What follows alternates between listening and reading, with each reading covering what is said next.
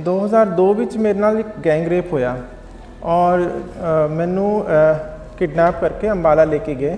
ਕਿੱਥੋਂ ਲੈ ਕੇ? ਚੰਡੀਗੜ੍ਹ ਤੋਂ ਹੀ। ਅੱਛਾ। ਸੈਕਟਰ 17 ਤੋਂ ਮੈਨੂੰ ਕਿਡਨੈਪ ਕੀਤਾ ਇੱਕ ਮਾਰੂਤੀ ਉਸ ਵਿੱਚ ਕਾਰ ਵਿੱਚ, ਤੇ ਉਹ ਜਾ ਕੇ ਮੈਨੂੰ ਅੰਬਾਲਾ ਲੈ ਕੇ ਗਏ। ਮੈਨੂੰ ਪਤਾ ਨਹੀਂ ਸੀਗਾ ਕਿ ਮੈਨੂੰ ਕਿੱਥੇ ਲੈ ਕੇ ਜਾਏ, ਕਿਉਂਕਿ ਉਹ ਪਿਸਤਲ ਉਹਨਾਂ ਦੇ ਕੋਲ ਸੀਗੀ ਪਿਸਤੌਲ, ਤੇ ਉਹਨਾਂ ਨੇ ਪਿਸਤੌਲ ਦੀ ਨੋਕ 'ਤੇ ਮੈਨੂੰ ਕਾਰ 'ਚ ਬਿਠਾਇਆ ਅਤੇ ਮੈਨੂੰ ਅੰਬਾਲਾ ਲੈ ਕੇ ਗਏ। ਅੰਬਾਲਾ ਜਦੋਂ ਲੈ ਕੇ ਗਏ ਮੈਂ ਸੋਚਿਆ ਸ਼ਾਇਦ 2 ਮੁੰਡੇ ਆ, ਉੱਥੇ 18 ਮੁੰਡੇ ਹੋਰ ਸੀਗੇ। ਟੋਟਲ 20 ਲੜਕੇ ਸੀਗੇ। ਐਂਡ ਹੋਸਟਲ ਸੀਗਾ ਆਸ ਪੜੋਸ, ਮੈਨੂੰ ਪਤਾ ਨਹੀਂ ਮੈਨੂੰ ਕਿੱਥੇ ਲੈ ਕੇ ਗਏ। ਸਾਰੀ ਰਾਤ ਮੇਰੇ ਨਾਲ ਰੇਪ ਕੀਤਾ ਐਂਡ ਸਵੇਰੇ 4-5 ਵਜੇ ਕਰੀਬ ਉਹਨਾਂ ਨੇ ਮੈਨੂੰ ਕਾਰ 'ਚ ਚੱਕਿਆ, ਕਿਉਂਕਿ ਮੇਰੇ ਤੋਂ ਚੱਲ ਨਹੀਂ ਹੋ ਰਿਹਾ ਸੀਗਾ, ਮੇਰੀ ਲੱਤਾਂ ਕੰਬ ਰਹੀਆਂ ਸੀਗਾ, ਸਰੀਰ ਮੇਰਾ ਜਵਾਬ ਦੇ ਗਿਆ ਸੀਗਾ। ਅਤੇ ਮੈਨੂੰ ਚੱਕ ਕੇ ਇਹਨਾਂ ਨੇ ਅੰਬਾਲਾ ਦੇ ਬੱਸ ਸਟੈਂਡ 'ਚ, ਰੇਲਵੇ ਸਟੇਸ਼ਨ ਦੇ ਸਾਹਮਣੇ ਅੰਬਾਲਾ ਕੈਂਟ ਦਾ ਬੱਸ ਸਟੈਂਡ ਹੈ, ਉੱਥੇ ਮੈਨੂੰ ਸਵੇਰੇ 5 ਵਜੇ ਕਰੀਬ ਛੱਡ ਦਿੱਤਾ।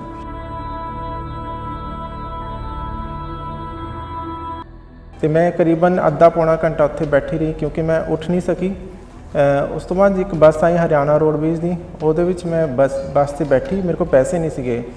ਸੋ ਜਦੋਂ ਮੈਂ ਬੱਸ 'ਤੇ ਬੈਠੀ ਅਤੇ ਸਵੇਰੇ ਦਾ ਟਾਈਮ ਸੀਗਾ, ਸਵਾਰੀਆਂ ਸੋ ਰਹੀਆਂ ਸੀਗੀਆਂ, ਦਿੱਲੀ ਤੋਂ ਆਈ ਸੀ ਬੱਸ, ਅਤੇ ਮੈਂ ਉਹਦੇ ਵਿੱਚ ਬਹਿ ਕੇ ਚੰਡੀਗੜ੍ਹ ਆਉਣ ਲੱਗੀ ਅਤੇ ਕੰਡਕਟਰ ਮੇਰੇ ਕੋਲ ਆਇਆ ਅਤੇ ਕੰਡਕਟਰ ਨੇ ਮੇਰੇ ਕੋਲ ਪੈਸੇ ਮੰਗੇ। ਮੇਰੇ ਕੋਲ ਪੈਸੇ ਨਹੀਂ ਸੀਗੇ, ਮੇਰੇ ਅੱਖਾਂ 'ਚ ਪਾਣੀ ਆ ਗਿਆ ਅਤੇ ਮੈਂ ਉਹਨੂੰ ਕਿਹਾ ਮੇਰੇ ਕੋਲ ਪੈਸੇ ਨਹੀਂ, ਮੇਰਾ ਪਰਸ ਚੋਰੀ ਹੋ ਗਿਆ। ਮੈਨੂੰ ਗੱਲ ਨਹੀਂ ਦੱਸੀ ਪੂਰੀ, ਅਤੇ ਉਹ ਮੇਰੇ ਕੋਲ ਜਦੋਂ ਬੈਠਾ ਅਤੇ ਕੋਈ ਕਹਿੰਦਾ ਕੋਈ ਗੱਲ ਨਹੀਂ, ਅਤੇ ਉਹ ਮੇਰੇ ਪੱਟਾਂ 'ਤੇ ਹੱਥ ਫੇਰਨ ਲੱਗਿਆ। ਕੰਡਕਟਰ ਵੀ। -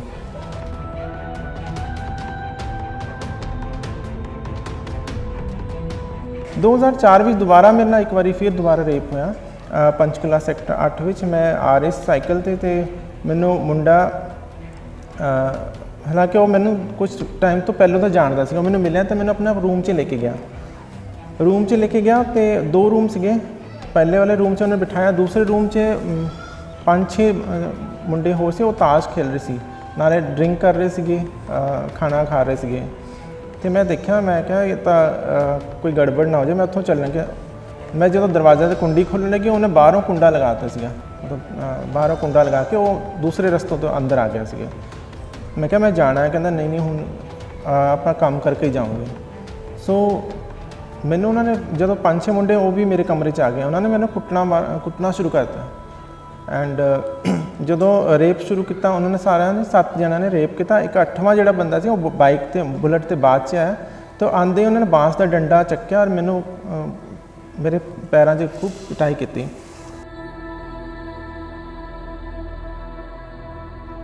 ਪਿਟਾਈ ਕਰਨ ਦੇ ਬਾਅਦ ਉਹਨੇ ਵੀ ਰੇਪ ਕੀਤਾ ਐਂਡ ਰੇਪ ਕਰਨ ਤੋਂ ਬਾਅਦ ਸਾਰਿਆਂ ਨੇ ਮੇਰੇ ਉੱਪਰ ਪਿਸ਼ਾਬ ਕਰ ਦਿੱਤਾ। ਫਿਰ ਮੈਂ ਕਾफ़ी दिन डिप्रैशन 'ਚ ਰਹੀ, बहुत ज़्यादा डिप्रैशन 'ਚ ਹੀ। ਔਰ 2002 ਵਿੱਚ ਹੀ ਮੈਂ ਸੁਸਾਈਡ ਅਟੈਂਪਟ ਦੁਬਾਰਾ ਕਰਨ ਦੀ ਕੋਸ਼ਿਸ਼ ਕਰ ਘਰੋਂ ਭੱਜ ਗਈ। ਰਾਤ ਨੂੰ 12-1 ਵਜੇ ਕਰੀਬ ਭੱਜੀ ਘਰੋਂ। ਜੰਗਲ, ਮੇਰੇ ਘਰ ਦੇ ਨੇੜੇ ਜੰਗਲ ਸੀਗਾ, ਉਹਦੇ ਮੈਂ ਜੰਗਲ 'ਚ ਗਈ ਅਤੇ ਇੱਕ ਰੱਸੀ ਸੀਗੀ, ਮੈਂ ਪੇੜ ਦੇ ਉੱਪਰ ਟੰਗਣ ਦੀ ਕੋਸ਼ਿਸ਼ ਕੀਤੀ। ਅਤੇ ਉਸ ਤੋਂ ਬਾਅਦ ਮੈਂ ਜਦੋਂ ਮੈਨੂੰ ਲੱਗਿਆ ਕਿ ਮੈਂ ਆਪਣੇ ਗਲੇ 'ਚ ਪਾਉਣ ਲੱਗੀ, ਅਤੇ ਮੈਂ ਪੁਰਾਣੀ ਗੱਲਾਂ ਯਾਦ ਕਰਨ ਲੱਗੀ ਕਿ ਮੇਰੇ ਨਾਲ ਕਿਆ ਹੋਇਆ। ਉਹ ਸਾਰੇ ਡਿਪਰੈਸ਼ਨ ਕਰਕੇ ਮੇਰੇ ਦੁਬਾਰਾ ਸਾਹਮਣੇ ਸੀਨ ਜਿਹੜੇ ਚੱਲਣ ਲੱਗੇ, ਮੁੰਡਿਆਂ ਨੇ ਜਿਸ ਤਰ੍ਹਾਂ ਮੈਨੂੰ ਰੇਪ ਕੀਤਾ, ਮਾਰਿਆ, ਪਿੱਟਿਆ। ਫਿਰ ਜਦੋਂ ਮੈਂ ਤੁਹਾਨੂੰ ਕੁੱਟਿਆ ਵੀ ਸੀ? ਹਾਂ। ਫਿਰ ਜਦੋਂ ਮੈਂ ਆਪਣਾ ਫੰਦਾ ਪਾਉਣ ਲੱਗਿਆ, ਇੱਕਦਮ ਮੇਰੇ ਦਿਮਾਗ 'ਚ ਆਇਆ ਕਿ ਮੈਂ ਕਿਉਂ ਮਰਾਂ, ਮੈਂ ਕੋਈ ਇੱਦਾਂ ਦੀ ਕੋਈ ਗਲਤੀ ਨਹੀਂ ਕੀਤੀ, ਮੈਂ ਕੋਈ ਕਿਸੇ ਦਾ ਰੇਪ ਨਹੀਂ ਕੀਤਾ, ਮੈਂ ਕਿਸੇ ਦਾ ਕਤਲ ਨਹੀਂ ਕੀਤਾ, ਫਿਰ ਦੁਨੀਆ ਨੇ ਮੈਨੂੰ ਇੰਨਾ ਕਿਉਂ ਦੁਖੀ ਕੀਤਾ। ਸੋ ਮੈਂ ਕਿਹਾ ਮੈਂ ਨਹੀਂ ਮਰਨਾ ਹੈ, ਮੈਂ ਲੋਕਾਂ ਦੀ ਸੋਚ ਨੂੰ ਮਾਰਾਂਗੀ।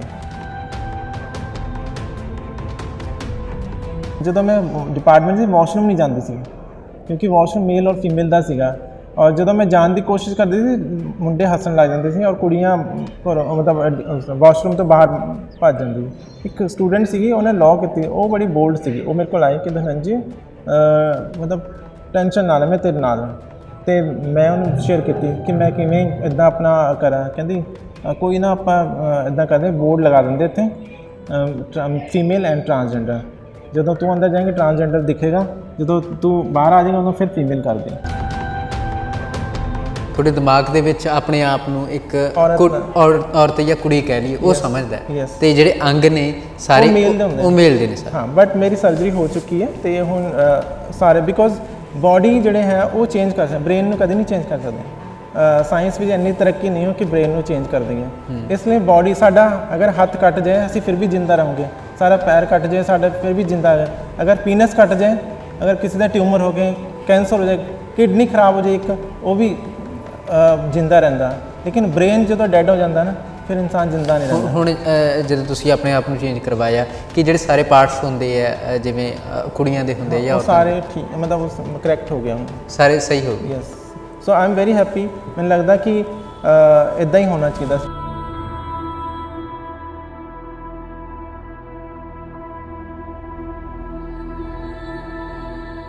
ਸਤਿ ਸ਼੍ਰੀ ਅਕਾਲ, ਤੁਸੀਂ ਦੇਖ ਰਹੇ ਹੋ ਘੈਂਟ ਪੰਜਾਬੀ। ਹਮੇਸ਼ਾ ਅਸੀਂ ਗੱਲ ਕਰਦੇ ਹੁੰਨੇ ਆ ਮਰਦਾਂ ਦੀ, ਔਰਤਾਂ ਦੀ, ਪਰ ਇੱਕ ਵਰਗ ਨੂੰ ਅਸੀਂ ਹਮੇਸ਼ਾ ਭੁੱਲ ਜਾਂਦੇ ਆ ਕਿ ਉਹ ਵੀ ਸਾਡੇ ਵਿੱਚ ਵੱਸਦਾ ਹੈ। ਸ਼ਾਇਦ ਅਸੀਂ ਲੋਕ ਉਹ ਸਮਾਜ ਨੂੰ ਸਾਡਾ ਹਿੱਸਾ ਨਹੀਂ ਸਮਝਦੇ। ਟਰਾਂਸਜੈਂਡਰ ਦੀ ਬਹੁਤ ਸਾਰੀਆਂ ਇੰਟਰਵਿਊਆਂ ਤੁਸੀਂ ਸਾਡੇ ਚੈਨਲ 'ਤੇ ਦੇਖੀਆਂ ਹੋਣਗੀਆਂ, ਕਿਉਂਕਿ ਸਾਡਾ ਦਿਖਾਉਣ ਦਾ ਮਕਸਦ ਇਹ ਹੁੰਦਾ ਹੈ ਕਿ ਉਹਨਾਂ ਦੇ ਕੀ ਸੁਪਨੇ ਹੁੰਦੇ ਆ, ਕੀ ਅਰਮਾਨ ਹੁੰਦੇ ਆ, ਕਿਵੇਂ ਉਹ ਚਾਹੁੰਦੇ ਹੁੰਦੇ ਆ ਕਿ ਉਹਨਾਂ ਦਾ ਵੀ ਇੱਕ ਪਰਿਵਾਰ ਹੋਵੇ। ਅੱਜ ਅਸੀਂ ਧਨੰਜੇ ਚੌਹਾਨ ਜੀ ਕੋਲੇ ਚੰਡੀਗੜ੍ਹ ਵਿਖੇ ਪਹੁੰਚੇ ਹਾਂ, ਗੱਲਬਾਤ ਕਰਾਂਗੇ। ਪਰ ਛੋਟੀ ਜੀ ਜਾਣਕਾਰੀ ਇੱਥੇ ਉਹਨਾਂ ਦੇ ਉੱਪਰ ਚਾਨਣਾ ਪਾਉਣਾ ਚਾਹੂੰਗਾ, ਉਹਨਾਂ ਦੀ ਲਾਈਫ ਦੇ ਉੱਤੇ, ਕਿ ਉਹ ਇੱਕ ਟਰਾਂਸਜੈਂਡਰ ਨੇ ਪਰ ਉਹਨਾਂ ਨੇ ਆਪਣੇ ਆਪ ਨੂੰ ਇੱਕ ਮਰਦ ਤੋਂ ਜਿਹੜਾ ਉਹਨਾਂ ਦੇ ਵਿੱਚ ਅਧੂਰਾਪਣ ਸੀ ਉਹਨੂੰ ਭਰ ਲਿਆ, ਜਾਣੀ ਇੱਕ ਪੂਰਨ ਤੌਰ 'ਤੇ ਇੱਕ ਔਰਤ ਦੇ ਰੂਪ ਦੇ ਵਿੱਚ ਨੇ। ਕੀ ਪਿੱਛੇ ਜ਼ਿੰਦਗੀ ਦਾ ਸੰਘਰਸ਼ ਰਿਹਾ, ਕਿਵੇਂ ਘਰਦਿਆਂ ਨੇ ਉਹਨਾਂ ਨੂੰ ਆਪਣੇ ਤੋਂ ਦੂਰ ਕਰਤਾ, ਘਰ ਤੋਂ ਕੱਢ ਦਿੱਤਾ ਗਿਆ, ਕਿਵੇਂ ਆਪਣੀ ਜ਼ਿੰਦਗੀ ਦੇ ਵਿੱਚ ਉਹਨਾਂ ਨੇ ਇੱਕ ਵੱਡੀ ਮੁਕਾਮ ਹੈ ਜਿਹੜਾ ਹਾਸਿਲ ਕੀਤਾ ਹੈ, ਅਤੇ ਕੀ ਔਕੜਾਂ ਸੀ, ਕਿਵੇਂ ਘਰਦਿਆਂ ਨੇ ਦੂਰ ਕੀਤਾ, ਕਿਵੇਂ ਮਾਂ-ਬਾਪ ਦੂਰ ਹੋਏ, ਕਿਵੇਂ ਬੱਚੇ ਜਿਹੜਾ ਅਪਣਾਉਣ ਦਾ ਸੁਪਨਾ ਸੀ ਉਹ ਵੀ ਅਧੂਰਾ ਰਿਹਾ, ਜਾਂ ਕਿਵੇਂ ਭੈਣ ਭਰਾ ਵੀ ਦੂਰ ਹੋਏ।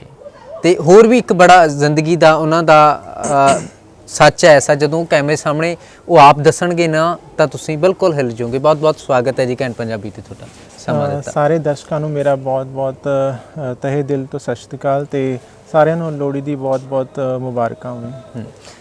ਪਹਿਲਾ ਸਵਾਲ, ਕਿਵੇਂ ਚੱਲ ਰਹੀ ਹੈ ਜ਼ਿੰਦਗੀ? ਜ਼ਿੰਦਗੀ ਸਹੀ ਚੱਲ ਰਹੀ ਹੈ, ਆਈ ਐਮ ਹੈਪੀ। ਦੁਨੀਆ ਤੋਂ ਮੈਨੂੰ ਕੋਈ ਗਿਲਾ ਸ਼ਿਕਵਾ ਨਹੀਂ ਹੈ, ਕਿਉਂਕਿ ਇਨਸਾਨ ਗਿਲਾ ਸ਼ਿਕਵਾ ਕਰਨ ਤੋਂ ਅੱਛਾ ਕਿ ਆਪਣੇ ਸੰਘਰਸ਼ ਨਾਲ ਅੱਗੇ ਵਧੇ। ਮੁਸੀਬਤਾਂ, ਸੰਘਰਸ਼ ਇਹ ਸਾਰੇ ਲੋਕਾਂ ਦੀ ਜ਼ਿੰਦਗੀ 'ਚ ਰਹਿੰਦਾ ਹੈ ਅਤੇ ਮੇਰੀ ਜ਼ਿੰਦਗੀ 'ਚ ਵੀ ਹੈਗਾ। ਬੇਸ਼ੱਕ ਉਹ ਡਬਲ ਲੇਅਰਸ ਹੈਗਾ, ਉਹਦਾ ਡਬਲ ਸਾਨੂੰ ਸੰਘਰਸ਼ ਕਰਨਾ ਪੈਂਦਾ, but I am very happy. ਪਹਿਲਾਂ ਮੈਨੂੰ ਲੱਗਦਾ ਸੀ ਕਿ I am in right gender but in wrong world, but ਹੁਣ ਲੱਗਦਾ ਕਿ ਠੀਕ ਹੈ, ਦੁਨੀਆ ਨੂੰ ਹਜੇ ਸਮਝ ਨਹੀਂ ਹੈ, ਦੁਨੀਆ ਸ਼ਾਇਦ ਇੰਨੀ ਪੜ੍ਹੀ ਲਿਖੀ ਨਹੀਂ ਹੈ ਜਾਂ ਸਿਰਫ ਲਿਟਰੇਟ ਹੈ, ਲਿਟਰੇਸੀ ਰੇਟ ਜ਼ਿਆਦਾ ਹੈ ਲੇਕਿਨ ਜਿਹੜਾ ਐਜੂਕੇਸ਼ਨ ਲੈਵਲ ਹੈ ਉਹ ਬਹੁਤ ਘੱਟ ਹੈ। ਅਤੇ ਹੌਲੀ ਸਮੇਂ ਦੇ ਨਾਲ ਇਹ ਸਾਰਾ ਸਭ ਠੀਕ ਹੋਏਗਾ, ਐਂਡ ਠੀਕ ਤਾਂ ਹੀ ਹੋਗਾ ਜਦ ਸਾਡੇ ਵਰਗੇ ਲੋਕ ਪੜ੍ਹੇ ਲਿਖੇ ਟਰਾਂਸਜੈਂਡਰ ਕਮਿਊਨਿਟੀ ਦੇ ਲੋਕ ਬਾਹਰ ਆਉਣਗੇ ਅਤੇ ਉਹ ਸਮਾਜ ਵੀ ਵਿਚਰਨਗੇ, ਸਮਾਜ ਦੇ ਨਾਲ ਰਹਿਣਗੇ ਅਤੇ ਸਮਾਜ ਵਿੱਚ ਰਹਿ ਕੇ ਹੀ ਆਪਣੇ ਬਾਰੇ ਵੀ ਦੱਸਣਗੇ। ਜੇ ਆਪਾਂ ਥੋੜੀ ਜ਼ਿੰਦਗੀ ਦੇ ਝਾਤ ਪਾਈਏ, ਸ਼ੁਰੂਆਤ ਕਦੋਂ ਹੁੰਦੀ ਹੈ ਜਦੋਂ ਤੁਹਾਨੂੰ ਲੱਗਦਾ ਹੈ ਕਿ ਪੂਰਨ ਤੌਰ 'ਤੇ ਮੈਂ ਬਹੁਤ ਅਧੂਰਾ, ਨਾ ਮੈਂ ਪੂਰੀ ਤਰ੍ਹਾਂ ਮੁੰਡਾ ਅਤੇ ਨਾ ਪੂਰੀ ਤਰ੍ਹਾਂ ਕੁੜੀਆਂ? ਉਦੋਂ ਉਮਰ ਕੀ ਹੁੰਦੀ ਹੈ ਅਤੇ ਕਿਹੜਾ ਐਸਾ ਵਾਕਿਆ ਹੁੰਦਾ? ਇਹ ਬਚਪਨ ਤੋਂ ਹੀ ਜਦੋਂ ਅਸੀਂ ਆਪਣਾ ਤੀ ਬੋਲਣਾ ਸ਼ੁਰੂ ਕਰਦੇ ਹਾਂ, ਜੈਂਡਰ ਜਦੋਂ ਸਾਨੂੰ ਸਮਝ ਆਉਣਾ ਸ਼ੁਰੂ ਹੁੰਦਾ ਹੈ 3 ਤੋਂ ਲੈ ਕੇ 5 ਸਾਲ ਦੀ ਏਜ ਵਿੱਚ। ਮੈਂ ਸਾਇੰਟੀਫਿਕਲੀ ਕਹਿ ਰਹੀ, ਆਪਣੀ ਮਰਜ਼ੀ ਆਪਣੇ ਮਨ ਤੋਂ ਨਹੀਂ ਕਹਿ ਰਹੀ, ਕਿਉਂਕਿ ਜਦੋਂ ਅਸੀਂ ਦੁਨੀਆ 'ਚ ਆਉਂਦੇ ਤਾਂ ਕੋਈ ਵੀ ਇਨਸਾਨ ਇਹ ਕਹਿੰਦੇ ਹੋਏ ਨਹੀਂ ਆਉਂਦਾ ਕਿ ਮੈਂ ਕੁੜੀ ਆ ਗਿਆ, ਮੁੰਡਾ ਆ ਗਿਆ। ਜਦੋਂ ਸਾਰੇ ਬੱਚਿਆਂ ਨੂੰ, ਕੋਈ ਵੀ ਮਰਦ ਔਰਤ, ਚਾਹੇ ਉਹ ਟਰਾਂਸਜੈਂਡਰ, ਟਰਾਂਸ ਵੂਮਨ, ਟਰਾਂਸ ਮੇਲ, ਟਰਾਂਸ ਫੀਮੇਲ ਹੈ, ਉਹ ਜਦੋਂ ਦੁਨੀਆ ਵਿੱਚ ਤੀ ਬੋਲਣਾ ਸ਼ੁਰੂ ਕਰਦਾ ਅਤੇ ਉਹਨੂੰ ਹੌਲੀ ਇਹਨੂੰ ਸਹਿਜ ਪ੍ਰਵਿਰਤੀ ਬੋਲਦੇ। ਮਾਨਵ ਵਿਕਾਸ ਕ੍ਰਮ ਵਿੱਚ ਉਹ ਇਨਸਾਨ ਜਦੋਂ ਉਹਦਾ ਸਰੀਰ ਵੱਧਦਾ ਹੈ, ਉਹਦਾ ਦਿਮਾਗ ਦੀ ਬੜੋਤਰੀ ਹੁੰਦੀ, ਦਿਮਾਗ ਵੱਧਦਾ ਹੈ, ਫਿਰ ਉਹ ਆਪਣੇ ਆਪ ਹੀ ਉਸ ਚੀਜ਼ ਨੂੰ ਅਡੋਪਟ ਕਰਨਾ ਸ਼ੁਰੂ ਕਰ ਦਿੰਦਾ ਹੈ। ਕੁਝ ਬੱਚੇ ਹੁੰਦੇ ਆਪਣੇ ਆਪ ਨੂੰ ਮੇਲ ਸਮਝਦੇ, ਕੁਝ ਫੀਮੇਲ ਸਮਝਦੇ, ਲੇਕਿਨ ਕੁਝ ਬੱਚੇ ਇੱਦਾਂ ਦੇ ਹੁੰਦੇ ਜੋ ਡਿਸਆਰਡਰ ਹੋ ਜਾਂਦੇ ਹੈ। ਔਰ ਜ਼ਰੂਰੀ ਨਹੀਂ ਕਿ ਆਰਡਰ ਵਿੱਚ ਰਹਿਣ ਸਾਰੇ। ਤੁਹਾਡੀ ਜ਼ਿੰਦਗੀ ਦਾ ਕਿਹੜਾ ਸਾਲ ਸੀ ਉਹ ਜਦੋਂ ਤੁਹਾਨੂੰ ਪਤਾ ਲੱਗਿਆ ਕਿ ਮੇਰੇ 'ਚ ਜਿਹੜੀਆਂ ਖੂਬੀਆਂ ਨੇ ਉਹ ਇੱਕ ਕੁੜੀਆਂ ਵਾਲੀਆਂ ਨੇ, ਸ਼ੌਂਕ ਇੱਕ ਕੁੜੀਆਂ ਵਾਲੇ ਨੇ?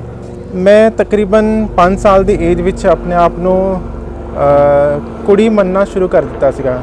ਅੱਛਾ। ਤੇ ਉਸ ਏਜ ਵਿੱਚ ਕਿਉਂਕਿ ਫੈਮਿਲੀ ਵਿੱਚ ਜਾਂ ਆਸ ਪੜੋਸ ਦੇ ਲੋਕ ਜਾਂ ਪਰਿਵਾਰ ਦੇ ਰਿਸ਼ਤੇਦਾਰ ਲੋਕ ਇੰਨਾ ਗੌਰ ਨਹੀਂ ਕਰਦੇ, ਕਿਉਂਕਿ ਉਹਨਾਂ ਨੂੰ ਲੱਗਦਾ ਕਿ ਬੱਚਾ ਕੋਈ ਨਾ ਅੱਗੇ ਆ ਕੇ ਠੀਕ ਹੋ ਜਾਏਗਾ, ਜਾਂ ਹੱਸੀ ਮਜ਼ਾਕ ਵਿੱਚ ਟਾਲ ਦਿੰਦੇ ਕਿ ਮੈਂ ਅਗਰ ਆਪਣੇ ਆਪ ਨੂੰ 30 ਬੋਲ ਰਹੀ ਹਾਂ ਤਾਂ ਉਹਨਾਂ ਨੂੰ ਲੱਗਦਾ ਕੋਈ ਨਾ, ਆਪਣੇ ਆਪ ਇਹ ਫੇਜ਼ ਹੈ ਲਾਈਫ ਦਾ, ਇਹ ਜਦੋਂ ਬੱਚਾ ਵੱਡਾ ਹੋਏਗਾ ਆਪਣੇ ਆਪ ਠੀਕ ਹੋ ਜਾਏਗਾ। ਮੈਂ ਹਜੇ ਵੀ ਕਈ ਬੱਚਿਆਂ ਨੂੰ ਦੇਖਦੀ ਹਾਂ, ਉਹਨਾਂ ਦੇ ਪੇਰੈਂਟਸ ਨੂੰ, ਮੈਨੂੰ ਕਈ ਪੇਰੈਂਟਸ ਇੱਦਾਂ ਜਾਣਦੇ ਜਿਨ੍ਹਾਂ ਦੇ ਬੱਚੇ ਜਿਸ ਜੈਂਡਰ ਵਿੱਚ ਉਹਦੇ ਪੇਰੈਂਟਸ ਬੁਲਾਉਂਦੇ ਉਹ ਉਸ ਤੋਂ ਉਲਟ ਗੱਲ ਕਰਦੇ, ਲੇਕਿਨ ਜਦੋਂ ਉਹ 30 ਕਰਦੇ ਆ ਉਹ ਪੇਰੈਂਟਸ 30 ਬੋਲਦੇ ਆ, ਤੁਸੀਂ ਖਾ ਰਹੀ ਹੈ ਖਾ ਰਹਾ, ਉਹ ਮਤਲਬ ਉਸ ਤੋਂ ਉਲਟ ਬੋਲਦੇ। ਸੋ ਉਹਨਾਂ ਨੂੰ ਲੱਗਦਾ ਕਿ ਨਹੀਂ ਇਹ ਸਾਈਡ ਠੀਕ ਹੋ ਜਾਏਗਾ ਕਿ ਜਦੋਂ ਬੱਚਾ ਵੱਡਾ ਹੋਏਗਾ। ਮੇਰੀ ਲਾਈਫ 'ਚ ਵੀ ਇੱਦਾਂ ਹੈ। ਤੇ ਪੇਰੈਂਟਸ ਨੇ ਉਸ 12-15 ਸਾਲ ਦੀ ਏਜ ਤੱਕ, 12-13 ਸਾਲ ਦੀ ਏਜ ਤੱਕ ਕੋਈ ਮਤਲਬ ਜ਼ਿਆਦਾ ਗੌਰ ਨਹੀਂ ਕੀਤਾ, ਇਗਨੋਰ ਕੀਤਾ। ਹਾਂ, ਇੱਕ ਵਾਰੀ ਇੱਦਾਂ ਦੀ ਗੱਲ ਹੋਈ ਸੀ ਕਿ 7 ਸਾਲ ਦੀ ਏਜ ਵਿੱਚ ਮੈਨੂੰ ਜੈਂਡਰ ਕਰੈਕਸ਼ਨ ਜੋ ਥੈਰੇਪੀ ਹੁੰਦੀ ਹੈ, ਮਤਲਬ ਝੋਲਾ ਛਾਪ ਜਿਹੜੇ ਹੁੰਦੇ ਨੇ ਤਾਂਤਰਿਕ, ਉਹਨਾਂ ਕੋਲ ਲੈ ਕੇ ਗਏ ਸੀਗੇ ਕਿ ਇਹਨੂੰ ਇਹਦੇ ਅੰਦਰ ਮਤਲਬ ਇਹ ਆਪਣੇ ਆਪ ਨੂੰ ਕੁੜੀ ਮੰਨਦਾ, ਉਹ ਭੂਤ ਪ੍ਰੇਤ ਸਮਝ ਕੇ, ਭੂਤ ਪ੍ਰੇਤ। ਤੇ ਤਾਂਤਰਿਕ ਨੇ ਕਿਹਾ ਕਿ ਇਹਦੇ ਅੰਦਰ ਕੁੜੀ ਨਹੀਂ ਚੁੜੈਲ ਹੈਗੀ, ਤੇ ਮੈਨੂੰ ਚਿਮਟਿਆਂ ਨਾਲ ਪਿੱਟਿਆ ਗਿਆ, ਧੂਣੀ ਲਗਾਈ ਸੀਗੀ, ਉਹਦੇ ਵਿੱਚ ਅੱਗ ਵਿੱਚ ਚਿਮਟਾ ਗਰਮ ਕਰਕੇ ਮੇਰੇ ਸਰੀਰ ਵਿੱਚ ਜਲਾਇਆ ਗਿਆ। ਤੇ ਨਿਸ਼ਾਨ ਅੱਜ ਵੀ ਨੇ ਉਹ? ਹਾਂਜੀ, ਮੇਰੇ ਪੇਟ ਤੇ ਕਾਫੀ ਨਿਸ਼ਾਨ ਹੈ। ਤੇ ਉਹ ਜਿਹੜੀ ਚੀਜ਼ ਹੈ ਮੇਰੇ ਦਿਮਾਗ 'ਚ ਇੱਕਦਮ ਬੈਠ ਗਈ ਕਿ ਮੈਂ ਇਸ ਦੁਨੀਆ ਵਿੱਚ ਜੇ ਮੈਂ ਆਪਣੇ ਆਪ ਨੂੰ ਦੁਨੀਆ ਤੋਂ ਉਲਟ ਆਪਣੇ ਆਪ ਨੂੰ ਮੰਨਾਂ ਤੇ ਇਹ ਦੁਨੀਆ ਐਕਸੈਪਟ ਨਹੀਂ ਕਰੇਗੀ। ਸੋ ਮੈਂ ਫਿਰ ਜਿਸ ਤਰ੍ਹਾਂ ਪੇਰੈਂਟਸ ਕਹਿੰਦੇ ਕਿ ਮੈਂ ਉੱਦਾਂ ਕਰਦੀ ਰਹੀ। 9th-10th ਵਿੱਚ ਮੈਂ ਡਿਪਰੈਸ਼ਨ ਵਿੱਚ ਆ ਗਈ ਸੀ, ਜੈਂਡਰ ਡਿਸਫੋਰੀਆ ਕਹਿੰਦੇ ਇਹਨੂੰ। ਜੈਂਡਰ ਡਿਸਫੋਰੀਆ ਜਦੋਂ ਮੈਨੂੰ ਹੋਇਆ, ਮਤਲਬ ਆਪਣੇ ਆਪ ਤੇ ਜੈਂਡਰ ਔਰ ਸਮਾਜ ਦਾ ਜਿਹੜਾ ਦਿੱਤਾ ਹੈ ਜੈਂਡਰ ਸੀ ਆਪਣਾ ਔਰ ਸਮਾਜ ਦਾ, ਦੋਨੋਂ ਵਿੱਚ ਜਦੋਂ ਮੈਨੂੰ ਡਿਫਰੈਂਸ, ਬਹੁਤ ਸਾਰੀ ਪ੍ਰੋਬਲਮ ਆਉਣੀ ਸ਼ੁਰੂ ਹੋ ਗਈ। ਫਿਰ ਡਿਸਫੋਰੀਆ ਹੋ ਗਿਆ ਮੈਨੂੰ ਆਪਣੇ ਆਪ ਤੇ, ਆਪਣੀ ਬੋਡੀ ਤੇ ਵੀ, ਸਮਾਜ ਦੇ ਜਿਹੜੇ ਵਰਤਾਵ ਦੇ ਕਰਕੇ ਵੀ। ਮੈਂ ਸੁਸਾਈਡ ਅਟੈਂਪਟ ਵੀ ਕੀਤਾ 9th-10th ਵਿੱਚ। ਮੈਂ ਬਹੁਤ ਜ਼ਿਆਦਾ ਡਿਪਰੈਸ਼ਨ ਜਾ ਕੇ ਮੈਂ ਪੜ੍ਹਾਈ ਵਿੱਚ ਵੀ ਕਮਜ਼ੋਰ ਹੋ ਗਈ, ਤੇ 10th ਵੀ ਬੜੀ ਮੁਸ਼ਕਿਲ ਨਾਲ ਪਾਸ ਕੀਤੀ, ਹਾਲਾਂਕਿ ਮੈਂ ਪਾਸ ਕਰ ਲਈ ਸੀਗੀ। ਬਟ ਉਸ ਤੋਂ ਬਾਅਦ ਫਿਰ ਹੌਲੀ ਹੌਲੀ ਮੇਰੀ ਮਦਰ ਨੇ ਮੇਰਾ ਸਪੋਰਟ ਕੀਤਾ, ਬਿਕੋਜ਼ ਸ਼ਾਇਦ ਮਦਰ ਜਿਹੜੀ ਹੈ ਉਹ ਸਮਝ ਸਕਦੀ ਹੈ, ਔਰ ਸਮਝਣਾ ਵੀ ਉਹਨੂੰ ਮਜਬੂਰੀ ਰਹਿੰਦੀ ਕਿ ਉਹਦਾ ਆਪਣਾ ਬੱਚਾ ਹੈ, ਉਹਨੂੰ ਕੱਢ ਵੀ ਨਹੀਂ ਸਕਦੇ। ਤੇ ਉਹਨੇ ਕਿਹਾ ਕਿ ਕੋਈ ਨਾ, ਤੂੰ ਹੁਣ ਜਿੱਦਾਂ ਵੀ ਹੈ ਨਾ ਆਪਣੀ ਜ਼ਿੰਦਗੀ ਚਲਾ, ਪੜ੍ਹਾਈ ਕਰ ਤੇ ਆਪਣੀ ਪੜ੍ਹਾਈ 'ਚ ਫੋਕਸ ਕਰ, ਅਦਰਵਾਈਜ਼ ਜੇ ਤੇਰੀ ਜੇਬ 'ਚ ਪੈਸਾ ਨਹੀਂ, ਕੋਈ ਇਨਸਾਨ ਤੈਨੂੰ ਐਕਸੈਪਟ ਨਹੀਂ ਕਰੇਗਾ। ਸੋ ਆਪਣੀ ਪੜ੍ਹਾਈ 'ਤੇ ਫੋਕਸ ਕਰ, ਜਦੋਂ ਪੜ੍ਹ ਲਿਖ ਜਾਏਗੀ ਤੇ ਉਸ ਤੋਂ ਬਾਅਦ ਜੋ ਮਰਜ਼ੀ ਡਿਸਾਈਡ ਕਰ ਲੈਣਾ। ਸੋ ਮੈਂ ਪੜ੍ਹਾਈ 'ਤੇ ਜ਼ਿਆਦਾ ਫੋਕਸ ਕੀਤਾ। ਐਂਡ ਹੁਣ ਕੁਆਲੀਫਿਕੇਸ਼ਨ ਕੀ ਰਹਿੰਦੀ ਹੈ? I have done BA honours in history and master in social work and master in human rights and duties, diploma in French language, diploma in Russian language, diploma in computer science and applications. I'm a trained classical dancer and classical vocal also. क्या बात है। So I'm doing PhD now. Punjab university? Punjab university Chandigarh. ठीक है।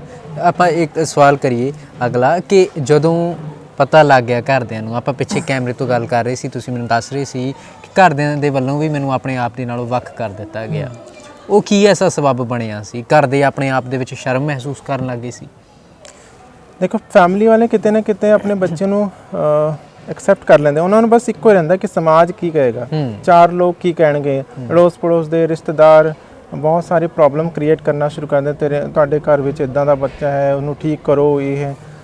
ਸੋ parents ਨੂੰ ਆਪਣੀ ਸ਼ਰਮਿੰਦਗੀ ਮਹਿਸੂਸ ਹੁੰਦੀ ਹੈ। ਇੰਡੀਆ ਵਿੱਚ ਸ਼ੇਮ ਬੇਸਡ ਕਲਚਰ ਹੈ। ਬਿਲਕੁਲ, ਅਸੀਂ ਸ਼ੇਮ, ਚਾਰ ਲੋਕ ਕੀ ਕਹਿਣਗੇ, ਹਰੇਕ ਦੇ ਨਾਲ ਹੈ, ਸਿਰਫ ਟਰਾਂਸਜੈਂਡਰ ਦੇ ਨਾਲ ਨਹੀਂ। ਤੁਹਾਡੀ ਤੁਸੀਂ ਆਪ ਵੀ ਸੋਚੋ, ਕਰਦੇ ਤੁਸੀਂ ਕੁਝ ਗਲਤ ਕੰਮ ਕਰਦੇ ਜਾਂ ਕੋਈ ਆਪਣੇ ਮਤਲਬ ਦਾ ਜਾਂ ਆਪਣੇ ਆਪ ਡਿਸਾਈਡ ਕਰ ਦਿਓ ਕਿ ਮੈਂ ਇਹ ਵਾਲਾ ਫੀਲਡ ਕਰਨਾ ਚੂਜ਼। ਸੋ ਪੇਰੈਂਟਸ ਡਿਸਾਈਡ ਨਹੀਂ ਕਰਨ ਦਿੰਦੇ, ਤੁਸੀਂ ਆਪ ਸੋਚੋ, ਤੁਸੀਂ ਆਪਣੀ ਮਰਜ਼ੀ ਨਾਲ ਵਿਆਹ ਵੀ ਨਹੀਂ ਕਰ ਸਕਦੇ। ਬਿਲਕੁਲ, ਠੀਕ ਹੈ ਨਾ। ਸੋ ਚਾਰ ਲੋਕ ਕੀ ਕਹਿਣਗੇ, ਕੁੜੀ ਰਾਤ ਨੂੰ ਲੇਟ ਆ ਰਹੀ, ਫਿਰ ਚਾਰ ਲੋਕ ਕੀ ਕਹਿਣਗੇ, ਇੱਕ ਮਤਲਬ ਬਹੁਤ ਸਾਰੀ ਪ੍ਰੋਬਲਮਸ ਹੈ। ਸੋ ਟਰਾਂਸਜੈਂਡਰ ਨਾਲ ਤਾਂ ਹੋਰ ਵੀ ਜ਼ਿਆਦਾ ਪ੍ਰੋਬਲਮਸ ਹੈ। ਉਹਦੇ ਨਾਲ ਲੱਗਦਾ ਕਿ ਉਹਨਾਂ ਦੀ ਨੱਕ ਕੱਟ ਕੇ ਉਹਨਾਂ 'ਤੇ ਬੇਇੱਜ਼ਤੀ ਹੋ ਗਈ, ਉਹਨਾਂ ਨੇ ਜੰਮਿਆ ਸੀ ਮੁੰਡਾ ਜਾਂ ਕੁੜੀ, ਉਹ ਖੁਸਰਾ ਬਣ ਗਿਆ, ਜਾਂ ਸਾਰੇ ਲੋਕ ਕਹਿੰਦੇ ਖੁਸਰਾ ਪੈਦਾ ਹੋਇਆ ਤੁਹਾਡੇ ਘਰ ਵਿੱਚ। ਬਾਕੀ ਭੈਣ ਭਰਾਵਾਂ ਦਾ ਵਿਆਹ ਹੈ, ਉਹਨਾਂ ਦੀ ਰਿਸ਼ਤੇਦਾਰੀਆਂ ਰੁਕ ਜਾਂਦੀਆਂ।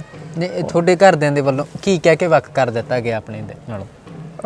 ਉਹਨਾਂ ਨੇ ਵੱਖ ਕਰਨ ਦੇ ਬਹੁਤ ਸਾਰੇ ਮੌਕੇ ਦਿੱਤੇ, ਲਾਈਕ ਛੋਟੀ ਛੋਟੀ ਗੱਲਾਂ 'ਚ ਤਾਨੇ ਦੇਣਾ ਸ਼ੁਰੂ ਕਰ ਦਿੱਤਾ। ਜਦੋਂ ਇਨਸਾਨ ਆਪਣੀ ਆਇਡੈਂਟੀਟੀ ਵਾਸਤੇ ਸੰਘਰਸ਼ ਕਰਦਾ, ਉੱਪਰੋਂ ਪੇਰੈਂਟਸ ਦਾ ਫਾਦਰ ਦਾ ਬੜਾ ਪ੍ਰੋਬਲਮ ਰਹਿੰਦਾ। ਫਾਦਰ ਆਪਣੀ ਮਤਲਬ ਆਪਣੀ ਇੱਜ਼ਤ ਕਰਕੇ ਬਹੁਤ ਸਾਰੀ ਗਾਲਾਂ ਕੱਢਣਾ ਸ਼ੁਰੂ ਕਰਦੇ। ਫਿਰ ਜਿਸ ਤਰ੍ਹਾਂ ਡਿਪਰੈਸ਼ਨ 'ਚ ਚਲਾ ਜਾਂਦਾ ਬੱਚਾ। ਐਂਡ ਇੰਨੀ ਸਾਰੀ ਪ੍ਰੋਬਲਮ ਕਰਕੇ ਫਿਰ ਸੁਸਾਇਟੀ ਦੇ ਜਦੋਂ ਪੇਰੈਂਟਸ ਸਾਥ ਨਾ ਦੇਣ ਤੇ ਸੁਸਾਇਟੀ ਦੇ ਲੋਕ ਹੋਰ ਜ਼ਿਆਦਾ ਬੋਲਣਾ ਸ਼ੁਰੂ ਕਰਦੇ। ਅਸੀਂ ਸਾਰੀ ਦੁਨੀਆ ਤੋਂ ਜਿੱਤ ਜਾਂਦੇ ਲੇਕਿਨ ਆਪਣੀ ਪੇਰੈਂਟਸ ਆਪਣੀ ਫੈਮਿਲੀ ਤੋਂ ਹਾਰ ਜਾਂਦੇ ਹਨ। ਸੋ ਆਪਣੀ ਫੈਮਿਲੀ ਕਰਕੇ ਉਹਨਾਂ ਦੇ ਬੱਚਿਆਂ ਦੀ ਮੈਰਿਜ ਰੁਕ ਗਈ, ਉਹਦੇ ਕਰਕੇ ਸਾਨੂੰ ਪ੍ਰੋਬਲਮ ਹੋਈ ਵੀ ਜਿਹੜੇ ਤੁਹਾਡੇ ਭੈਣ ਭਰਾਵਾਂ ਦੇ ਰਿਸ਼ਤੇ ਹੁਣ ਹਟ ਗਏ ਤਾਂ ਕਰਕੇ ਉਹਨਾਂ ਨੇ ਵੱਖ ਕਰਨਾ। ਜੀ ਫਿਰ ਉਹਨਾਂ ਦੇ ਬੱਚੇ ਉਹਨਾਂ ਦੀ ਮੈਰਿਜ ਦਾ ਪ੍ਰੋਬਲਮ ਹੋ ਗਿਆ। ਇਹ ਸਾਰੀ ਚੀਜ਼ਾਂ ਸਾਡੇ ਕਰਕੇ ਹੀ ਪ੍ਰੋਬਲਮ, ਸਾਨੂੰ ਲੱਗਦਾ ਕਿ ਸਾਡੇ ਕਰਕੇ ਹੀ ਪ੍ਰੋਬਲਮ ਅਸੀਂ ਦੂਰ ਹੋ ਜਾਈਏ। ਉਹ ਜਿਹੜਾ ਨਾ ਰਸਤਾ ਸਮਾਜ ਔਰ ਆਪਣੀ ਫੈਮਿਲੀ ਬਣਾ ਦਿੰਦੀ। ਫਿਰ ਉਹਦੇ ਵਿੱਚ ਅਸੀਂ ਸੋਚਦੇ ਕਿ ਅਸੀਂ ਫਿੱਟ ਨਹੀਂ ਹੈ, ਸਾਨੂੰ ਅਲੱਗ ਹੋ ਜਾਣਾ ਚਾਹੀਦਾ ਕਿਉਂਕਿ ਮੇਰੇ ਕਰਕੇ ਪ੍ਰੋਬਲਮ ਹੈ ਤੇ ਮੈਂ ਅਲੱਗ ਹੋ ਜਾਵਾਂ। ਇਹਨਾਂ ਨੂੰ ਸ਼ਾਇਦ ਅਸੀਂ ਜਿਹੜੇ ਜ਼ਿਆਦਾ ਸੈਕਰੀਫਾਈਸ ਕਰਦੇ ਹਾਂ ਕਿ ਆਪਣੀ ਫੈਮਿਲੀ ਨੂੰ ਛੱਡ ਕੇ ਚਲੋ ਉਹਨਾਂ ਨੂੰ ਅਸੀਂ ਤਾਂ ਠੀਕ ਨਹੀਂ ਹੈ, ਚਲੋ ਦੁਨੀਆ ਦੇ ਕਰਕੇ ਅਸੀਂ ਦੁਨੀਆ ਕਹਿੰਦੀ ਤੁਸੀਂ ਠੀਕ ਨਹੀਂ ਹੋ, ਤੁਸੀਂ ਬੇਕਾਰ ਹੋ, ਤੁਸੀਂ ਨਿਕੰਮੇ ਲੋਕ ਹੋ, ਇਹ ਹੈ ਉਹ, ਆਪਣੀ ਮਰਜ਼ੀ ਨਾਲ ਤੁਸੀਂ ਆਪਣਾ ਜੈਂਡਰ ਚੂਜ਼ ਕਰ ਲੈਂਦੇ ਹੋ। ਠੀਕ ਹੈ ਜੋ ਵੀ ਹੈ, ਬਟ ਅਸੀਂ ਸੋਚਦੇ ਤੁਸੀਂ ਖੁਸ਼ ਰਹੋ, ਅਸੀਂ ਆਪਣੀ ਫੈਮਿਲੀ ਛੱਡ ਕੇ ਫਿਰ ਦੂਰ ਹੋ ਜਾਂਦੇ ਹਾਂ। ਮੇਰਾ ਸਵਾਲ ਹੈ, ਇੱਕ ਦਿਲ ਨੂੰ ਦਹਿਲਾ ਦੇਣ ਵਾਲੀ ਘਟਨਾ ਹੁੰਦੀ ਹੈ ਤੁਹਾਡੀ ਜ਼ਿੰਦਗੀ ਦੇ ਵਿੱਚ, ਉਹ ਕੀ ਮੌਕਾ ਸੀ ਐਸਾ? ਮੇਰੀ ਜ਼ਿੰਦਗੀ 'ਚ ਬਹੁਤ ਸਾਰੀ ਇੱਦਾਂ ਘਟਨਾਵਾਂ ਰਹੀਆਂ। ਮਤਲਬ ਜਦੋਂ ਰੇਪ ਵਰਗੀ ਘਟਨਾ ਹੁੰਦੀ ਹੈ, ਰੇਪ ਹੁੰਦਾ ਜਦੋਂ, ਤੇ ਉਹ ਜਿਹੜੀ ਚੀਜ਼ਾਂ ਜਿਸ ਤਰ੍ਹਾਂ ਬਾਰ-ਬਾਰ ਕਈ ਵਾਰੀ ਬਹੁਤ ਸਾਰੀ ਬਦਤਮੀਜ਼ੀਆਂ, ਬੁਲਿੰਗ, ਹੈਰਾਸਮੈਂਟ, ਛੱਕਾ, ਇਹ ਜਿਹੜਾ ਟੈਂਪੂ, ਮਾਮੂ, ਪਰੌਂਠਾ, ਇਹ ਸਭ ਤਾਂ ਬੋਲਦੇ ਹੀ ਹੈ। ਔਰ ਕੋਈ ਆਮ ਇਨਸਾਨ ਨੂੰ ਕੋਈ ਬੋਲੇ ਤਾਂ ਉਹ ਲੜਨ ਨੂੰ ਪੈਂਦਾ, ਖਾਣ ਨੂੰ ਪੈ ਜਾਏਗਾ। ਲੇਕਿਨ ਸਾਨੂੰ ਤਾਂ ਉਹ ਆਦਤ ਪੈ ਜਾਂਦੀ ਕਿ ਇਨਸਾਨ ਚਲਦੇ ਫਿਰਦੇ ਕਹਿੰਦਾ ਛੱਕਾ ਜਾ ਰਿਹਾ, ਟੈਂਪੂ ਜਾ ਰਿਹਾ, ਮਾਮੂ ਜਾ ਰਿਹਾ। ਸੋ ਇਹ ਸਾਰੀ ਚੀਜ਼ਾਂ ਤਾਂ ਨਾਰਮਲ ਸਾਡੇ ਵਾਸਤੇ ਰਹਿੰਦੀਆਂ। ਲੇਕਿਨ 2002 ਵਿੱਚ ਮੇਰੇ ਨਾਲ ਇੱਕ ਗੈਂਗ ਰੇਪ ਹੋਇਆ ਔਰ ਮੈਨੂੰ ਕਿਡਨੈਪ ਕਰਕੇ ਅੰਬਾਲਾ ਲੈ ਕੇ ਗਏ। ਕਿੱਥੋਂ ਲੈ ਕੇ? ਚੰਡੀਗੜ੍ਹ ਤੋਂ ਹੀ। ਅੱਛਾ। ਸੈਕਟਰ 17 ਤੋਂ ਮੈਨੂੰ ਕਿਡਨੈਪ ਕੀਤਾ ਇੱਕ ਮਾਰੂਤੀ ਉਸ ਵਿੱਚ ਕਾਰ ਵਿੱਚ, ਤੇ ਉਹ ਜਾ ਕੇ ਮੈਨੂੰ ਅੰਬਾਲਾ ਲੈ ਕੇ ਗਏ। ਮੈਨੂੰ ਪਤਾ ਨਹੀਂ ਸੀਗਾ ਕਿ ਮੈਨੂੰ ਕਿੱਥੇ ਲੈ ਕੇ ਜਾਏ ਕਿਉਂਕਿ ਉਹ ਪਿਸਟਲ ਉਹਨਾਂ ਦੇ ਕੋਲ ਸੀਗੀ ਪਿਸਤੌਲ, ਤੇ ਉਹਨਾਂ ਦੇ ਪਿਸਤੌਲ ਦੀ ਨੋਕ ਤੇ ਮੈਨੂੰ ਕਾਰ 'ਚ ਬਿਠਾਇਆ ਤੇ ਮੈਨੂੰ ਅੰਬਾਲਾ ਲੈ ਕੇ ਗਏ। ਅੰਬਾਲਾ ਜਦੋਂ ਲੈ ਕੇ ਗਏ ਮੈਂ ਸੋਚਿਆ ਸ਼ਾਇਦ 2 ਮੁੰਡੇ ਆ, ਉੱਥੇ 18 ਮੁੰਡੇ ਹੋਰ ਸੀਗੇ। ਮਤਲਬ ਟੋਟਲ 20 ਲੜਕੇ ਸੀਗੇ। ਇਨ ਹੌਸਟਲ ਸੀਗਾ ਆਸ ਪੜੋਸ, ਮੈਨੂੰ ਪਤਾ ਨਹੀਂ ਮੈਨੂੰ ਕਿੱਥੇ ਲੈ ਕੇ ਗਏ। ਸਾਰੀ ਰਾਤ ਮੇਰੇ ਨਾਲ ਰੇਪ ਕੀਤਾ ਐਂਡ ਸਵੇਰੇ 4-5 ਵਜੇ ਕਰੀਬ ਉਹਨਾਂ ਨੇ ਮੈਨੂੰ ਕਾਰ 'ਚ ਚੱਕਿਆ ਕਿਉਂਕਿ ਮੇਰੇ ਤੋਂ ਚੱਲ ਨਹੀਂ ਹੋ ਰਿਹਾ ਸੀਗਾ, ਮੇਰੇ ਲੱਤਾਂ ਕੰਬ ਰਹੀਆਂ ਸੀਗਾ, ਸਰੀਰ ਮੇਰਾ ਜਵਾਬ ਦੇ ਗਿਆ ਸੀਗਾ। ਤੇ ਮੈਨੂੰ ਜਾ ਕੇ ਇਹਨਾਂ ਨੇ ਅੰਬਾਲਾ ਦੇ ਬੱਸ ਸਟੈਂਡ 'ਚ, ਰੇਲਵੇ ਸਟੇਸ਼ਨ ਦੇ ਸਾਹਮਣੇ ਅੰਬਾਲਾ ਕੈਂਟ ਦਾ ਬੱਸ ਸਟੈਂਡ ਹੈ, ਉੱਥੇ ਮੈਨੂੰ ਸਵੇਰੇ 5 ਵਜੇ ਕਰੀਬ ਛੱਡ ਦਿੱਤਾ। ਤੇ ਮੈਂ ਕਰੀਬਨ ਅੱਧਾ ਪੌਣਾ ਘੰਟਾ ਉੱਥੇ ਬੈਠੀ ਰਹੀ ਕਿਉਂਕਿ ਮੈਂ ਉੱਠ ਨਹੀਂ ਸਕੀ। ਉਸ ਤੋਂ ਬਾਅਦ ਇੱਕ ਬੱਸ ਆਈ ਹਰਿਆਣਾ ਰੋਡਵੇਜ਼ ਦੀ, ਉਹਦੇ ਵਿੱਚ ਮੈਂ ਬੱਸ 'ਤੇ ਬੈਠੀ, ਮੇਰੇ ਕੋਲ ਪੈਸੇ ਨਹੀਂ ਸੀਗੇ। ਸੋ ਜਦੋਂ ਮੈਂ ਬੱਸ 'ਤੇ ਬੈਠੀ ਤੇ ਸਵੇਰੇ ਦਾ ਟਾਈਮ ਸੀਗਾ, ਸਵਾਰੀਆਂ ਸੋ ਰਹੀਆਂ ਸੀਗੀਆਂ, ਦਿੱਲੀ ਤੋਂ ਆਈ ਸੀ ਬੱਸ, ਤੇ ਮੈਂ ਉਹਦੇ ਵਿੱਚ ਬਹਿ ਕੇ ਚੰਡੀਗੜ੍ਹ ਆਉਣ ਲੱਗੀ ਤਾਂ ਕੰਡਕਟਰ ਮੇਰੇ ਕੋਲ ਆਇਆ ਤੇ ਕੰਡਕਟਰ ਨੇ ਮੇਰੇ ਕੋਲ ਪੈਸੇ ਮੰਗੇ। ਮੇਰੇ ਕੋਲ ਪੈਸੇ ਨਹੀਂ ਸੀਗੇ, ਮੇਰੇ ਅੱਖਾਂ 'ਚ ਪਾਣੀ ਆ ਗਿਆ ਤੇ ਮੈਂ ਉਹਨੂੰ ਕਿਹਾ ਮੇਰੇ ਕੋਲ ਪੈਸੇ ਨਹੀਂ, ਮੇਰਾ ਪਰਸ ਚੋਰੀ ਹੋ ਗਿਆ। ਮੈਨੂੰ ਗੱਲ ਨਹੀਂ ਦੱਸੀ ਪੂਰੀ। ਤੇ ਉਹ ਮੇਰੇ ਕੋਲ ਜਦੋਂ ਬੈਠਾ ਤੇ ਕੋਈ ਕਹਿੰਦਾ ਕੋਈ ਗੱਲ ਨਹੀਂ, ਉਹ ਮੇਰੇ ਪੱਟਾਂ 'ਤੇ ਹੱਥ ਫੇਰਨ ਲੱਗਿਆ, ਕੰਡਕਟਰ ਵੀ। ਸੋ ਮੈਂ ਉਸ ਟਾਈਮ ਓਬਜੈਕਸ਼ਨ ਨਹੀਂ ਕੀਤਾ ਕਿਉਂਕਿ ਮੈਨੂੰ ਪਤਾ ਸੀ ਮੈਂ ਬੁਰੀ ਤਰ੍ਹਾਂ ਫਸੀ ਹਾਂ। ਜੇ ਮੈਂ ਇਹਨੂੰ ਓਬਜੈਕਸ਼ਨ ਕੀਤਾ ਇਹਨੇ ਮੈਨੂੰ ਇੱਥੇ ਉਤਾਰ ਦੇਣਾ। ਜਦੋਂ ਚੰਡੀਗੜ੍ਹ ਦਾ ਬੱਸ ਸਟੈਂਡ ਆਇਆ ਉਹਨੇ ਕਿਹਾ ਮੈਂ 2 ਮਿੰਟ 'ਚ ਆਇਆ, ਤੂੰ ਇੱਥੇ ਹੀ ਖੜ੍ਹ। ਮੈਂ ਕਿਹਾ ਠੀਕ ਹੈ। ਜਦੋਂ ਉਹ ਚਲੇ ਗਿਆ ਮੈਂ ਉੱਥੋਂ ਕਿਸੇ ਤਰ੍ਹਾਂ ਬੜੀ ਮੁਸ਼ਕਿਲ ਨਾਲ ਉੱਥੋਂ ਨਿਕਲ ਗਈ। ਪੁਲਿਸ ਸਟੇਸ਼ਨ ਵੀ ਗਈ, ਪੁਲਿਸ ਸਟੇਸ਼ਨ 'ਚ ਵੀ ਮੈਨੂੰ ਬਹੁਤ ਮਜ਼ਾਕ ਕੀਤਾ ਗਿਆ ਤੇ ਉਹਨਾਂ ਨੇ ਕਿਹਾ ਸਾਡਾ ਕੇਸ ਨਹੀਂ ਬਣਦਾ, ਅੰਬਾਲਾ ਜਾਓ, ਉੱਥੇ ਹੋਣਾ ਤੇਰਾ ਫੈਸਲਾ। ਬਾਕੀ ਉਹਨਾਂ ਨੇ ਕਿਹਾ ਜੇ ਤੂੰ ਕੰਪਲੇਂਟ ਕੀਤੀ ਤਾਂ ਇੱਕ ਧਾਰਾ ਹੈ ਉਹਨਾਂ ਨੇ ਦੱਸੀ ਮੈਨੂੰ, IPC 377, ਉਹਦੇ ਵਿੱਚ ਹੁਣ ਉਹ 2018 ਵਿੱਚ ਸੁਪਰੀਮ ਕੋਰਟ ਨੇ ਖ਼ਤਮ ਕਰ ਦਿੱਤੀ। ਉਹਦੇ ਵਿੱਚ ਉਹਨਾਂ ਨੇ ਕਿਹਾ ਕਿ ਜਿਹੜਾ ਰੇਪ ਦਾ ਵਿਕਟਿਮ ਹੈ ਔਰ ਕਰਨ ਵਾਲਾ ਕਰਵਾਉਣ ਵਾਲਾ, ਇਹ ਦੋਨੋਂ ਫਸਦੇ ਇਹਦੇ ਵਿੱਚ, ਤੇ ਇਹ ਧਾਰਾ ਹੈਗੀ ਹੈ। ਤੇ ਮੈਂ ਡਰ ਗਈ, ਉਹਨਾਂ ਨੇ ਡਰਾ ਦਿੱਤਾ ਮੈਨੂੰ ਤੇ ਮੈਂ ਚਲੇ ਗਈ ਵਾਪਸ। ਮੈਂ ਕਿਹਾ ਮੇਰੇ ਤੋਂ ਮਤਲਬ ਇਹ ਸਾਰੇ ਲੋਕ ਮੇਰੇ ਤੋਂ ਸੁਣਨਗੇ ਨਹੀਂ। ਫਿਰ ਮੈਂ ਨਾ ਕਾफ़ी दिन डिप्रेशन 'ਚ ਰਹੀ, बहुत ज़्यादा डिप्रेशन 'ਚ ਹੀ। ਔਰ 2002 ਵਿੱਚ ਹੀ ਮੈਂ ਸੁਸਾਈਡ ਅਟੈਂਪਟ ਦੁਬਾਰਾ ਕਰਨ ਦੀ ਕੋਸ਼ਿਸ਼ ਕਰ ਘਰੋਂ ਭੱਜ ਗਈ। ਰਾਤ ਨੂੰ 12-1 ਵਜੇ ਕਰੀਬ ਭੱਜੀ ਘਰੋਂ। ਜੰਗਲ, ਮੇਰੇ ਘਰ ਦੇ ਨੇੜੇ ਜੰਗਲ ਸੀਗਾ, ਉਹਦੇ ਮੈਂ ਜੰਗਲ 'ਚ ਗਈ ਤੇ ਇੱਕ ਰੱਸੀ ਸੀਗੀ, ਮੈਂ ਪੇੜ ਦੇ ਉੱਪਰ ਟੰਗਣ ਦੀ ਕੋਸ਼ਿਸ਼ ਕੀਤੀ। ਤੇ ਉਸ ਤੋਂ ਬਾਅਦ ਮੈਂ ਜਦੋਂ ਮੈਨੂੰ ਲੱਗਿਆ ਕਿ ਮੈਂ ਆਪਣੇ ਗਲੇ 'ਚ ਪਾਉਣ ਲੱਗੀ ਤੇ ਮੈਨੂੰ ਮੈਂ ਨਾ ਪੁਰਾਣੀ ਗੱਲਾਂ ਯਾਦ ਕਰਨ ਲੱਗੀ ਕਿ ਮੇਰੇ ਨਾਲ ਕਿਆ ਹੋਇਆ। ਉਹ ਸਾਰੇ ਡਿਪਰੈਸ਼ਨ ਕਰਕੇ ਮੇਰੇ ਦੁਬਾਰਾ ਸਾਹਮਣੇ ਸੀਨ ਜਿਹੜੇ ਚੱਲਣ ਲੱਗੇ, ਮੁੰਡਿਆਂ ਨੇ ਜਿਸ ਤਰ੍ਹਾਂ ਸੇ ਮੈਨੂੰ ਰੇਪ ਕੀਤਾ, ਮਾਰਿਆ ਪਿੱਟਿਆ। ਫਿਰ ਜਦੋਂ ਮੈਂ ਆਪਣੇ ਤੁਹਾਨੂੰ ਕੁੱਟਿਆ ਵੀ ਸੀ ਉਦੋਂ? ਹਾਂ, ਫਿਰ ਜਦੋਂ ਮੈਂ ਆਪਣਾ ਫੰਦਾ ਪਾਉਣ ਲੱਗਿਆ ਇੱਕਦਮ ਮੇਰੇ ਦਿਮਾਗ 'ਚ ਆਇਆ ਕਿ ਮੈਂ ਕਿਉਂ ਮਰਾਂ। ਮੈਂ ਕੋਈ ਇਦਾਂ ਦੀ ਕੋਈ ਗਲਤੀ ਨਹੀਂ ਕੀਤੀ, ਮੈਂ ਕੋਈ ਕਿਸੇ ਦਾ ਰੇਪ ਨਹੀਂ ਕੀਤਾ, ਮੈਂ ਕਿਸੇ ਦਾ ਕਤਲ ਨਹੀਂ ਕੀਤਾ। ਫਿਰ ਦੁਨੀਆ ਨੇ ਮੈਨੂੰ ਇੰਨਾ ਕਿਉਂ ਦੁਖੀ ਕੀਤਾ। ਸੋ ਮੈਂ ਕਿਹਾ ਮੈਂ ਨਹੀਂ ਮਰਨਾ ਹੈ, ਮੈਂ ਲੋਕਾਂ ਦੀ ਸੋਚ ਨੂੰ ਮਾਰਾਂਗੀ। ਅਤੇ ਮੈਂ ਉੱਥੋਂ ਨਿਕਲੀ। ਫਿਰ ਉਸ ਤੋਂ ਬਾਅਦ ਮੈਂ ਕਈ ਦਿਨ ਤੱਕ ਇੱਧਰ ਭਟਕਦੀ ਰਹੀ। ਫਿਰ ਮੈਨੂੰ ਇੱਕ ਲੜਕਾ ਮਿਲਿਆ, ਉਹ ਵੀ ਘਰੋਂ ਕੱਢਿਆ ਆਇਆ ਸੀਗਾ ਮਤਲਬ, ਅਤੇ ਉਹ ਵੀ ਟਰਾਂਸਜੈਂਡਰ ਸੀਗਾ। ਸੋ ਆਪਾਂ ਦੋਨਾਂ ਨੇ ਡਿਸਾਈਡ ਕੀਤਾ, ਕਾਫੀ ਦਿਨ ਅਸੀਂ ਮਿਲਦੇ ਰਹੇ, ਅਸੀਂ ਡਿਸਾਈਡ ਕੀਤਾ ਅਸੀਂ NGO ਬਣਾਵਾਂਗੇ ਅਤੇ ਲੋਕਾਂ ਵਾਸਤੇ, ਆਪਣੀ ਕਮਿਊਨਿਟੀ ਵਾਸਤੇ ਕੰਮ ਕਰਾਂਗੇ। 2002 ਦੀ ਗੱਲ ਹੈ, ਲਾਸਟ ਦੀ। ਸੋ 2002 ਤੋਂ ਅਸੀਂ ਹੌਲੀ ਕਿਉਂਕਿ ਸਾਨੂੰ ਪਤਾ ਨਹੀਂ ਸੀ ਕਿਸ ਤਰ੍ਹਾਂ ਕੰਮ ਕਰਨਾ, ਲੇਕਿਨ ਅਸੀਂ ਇੱਕ ਰੈਪੂਟੇਸ਼ਨ ਬਿਲਡਿੰਗ ਕੀਤੀ ਕਮਿਊਨਿਟੀ ਦੇ ਅੰਦਰ, ਲੋਕਾਂ ਨੂੰ ਇਕੱਠਾ ਕਰਨਾ ਸ਼ੁਰੂ ਕੀਤਾ। 2004 ਵਿੱਚ ਦੁਬਾਰਾ ਮੇਰੇ ਨਾਲ ਇੱਕ ਵਾਰੀ ਫਿਰ ਦੁਬਾਰਾ ਰੇਪ ਹੋਇਆ, ਪੰਚਕੂਲਾ ਸੈਕਟਰ 8 ਵਿੱਚ। ਮੈਂ ਆ ਰਹੀ ਸਾਈਕਲ 'ਤੇ ਅਤੇ ਮੈਨੂੰ ਮੁੰਡਾ, ਹਾਲਾਂਕਿ ਉਹ ਮੈਨੂੰ ਕੁਝ ਟਾਈਮ ਤੋਂ ਪਹਿਲਾਂ ਤਾਂ ਜਾਣਦਾ ਸੀ, ਉਹ ਮੈਨੂੰ ਮਿਲਿਆ ਅਤੇ ਮੈਨੂੰ ਆਪਣਾ ਰੂਮ 'ਚ ਲੈ ਕੇ ਗਿਆ ਅਤੇ 2 ਰੂਮ ਸੀਗੇ। ਪਹਿਲੇ ਵਾਲੇ ਰੂਮ 'ਚ ਉਹਨੇ ਬਿਠਾਇਆ, ਦੂਸਰੇ ਰੂਮ 'ਚ 5-6 ਮੁੰਡੇ ਹੋਰ ਸੀ, ਉਹ ਤਾਸ਼ ਖੇਡ ਰਹੇ ਸੀ, ਨਾਲੇ ਡਰਿੰਕ ਕਰ ਰਹੇ ਸੀਗੇ, ਖਾਣਾ ਖਾ ਰਹੇ ਸੀਗੇ। ਅਤੇ ਮੈਂ ਦੇਖਿਆ, ਮੈਂ ਕਿਹਾ ਇਹ ਤਾਂ ਕੋਈ ਗੜਬੜ ਨਾ ਹੋ ਜਾਏ, ਮੈਂ ਉੱਥੋਂ ਚੱਲਣ ਗਿਆ। ਮੈਂ ਜਦੋਂ ਦਰਵਾਜ਼ੇ 'ਤੇ ਕੁੰਡੀ ਖੋਲ੍ਹਣ ਲੱਗੀ, ਉਹਨੇ ਬਾਹਰੋਂ ਕੁੰਡਾ ਲਗਾ ਦਿੱਤਾ ਸੀਗਾ, ਮਤਲਬ ਬਾਹਰੋਂ ਕੁੰਡਾ ਲਗਾ ਕੇ ਉਹ ਦੂਸਰੇ ਰਸਤੇ ਤੋਂ ਅੰਦਰ ਆ ਗਿਆ ਸੀਗਾ। ਮੈਂ ਕਿਹਾ ਮੈਂ ਜਾਣਾ ਹੈ, ਕਹਿੰਦਾ ਨਹੀਂ ਹੁਣ ਆਪਣਾ ਕੰਮ ਕਰਕੇ ਹੀ ਜਾਊਂਗੇ। ਸੋ ਮੈਨੂੰ ਉਹਨਾਂ ਨੇ ਜਦੋਂ 5-6 ਮੁੰਡੇ ਉਹ ਵੀ ਮੇਰੇ ਕਮਰੇ 'ਚ ਆ ਗਏ, ਉਹਨਾਂ ਨੇ ਮੈਨੂੰ ਕੁੱਟਣਾ ਸ਼ੁਰੂ ਕਰ ਦਿੱਤਾ।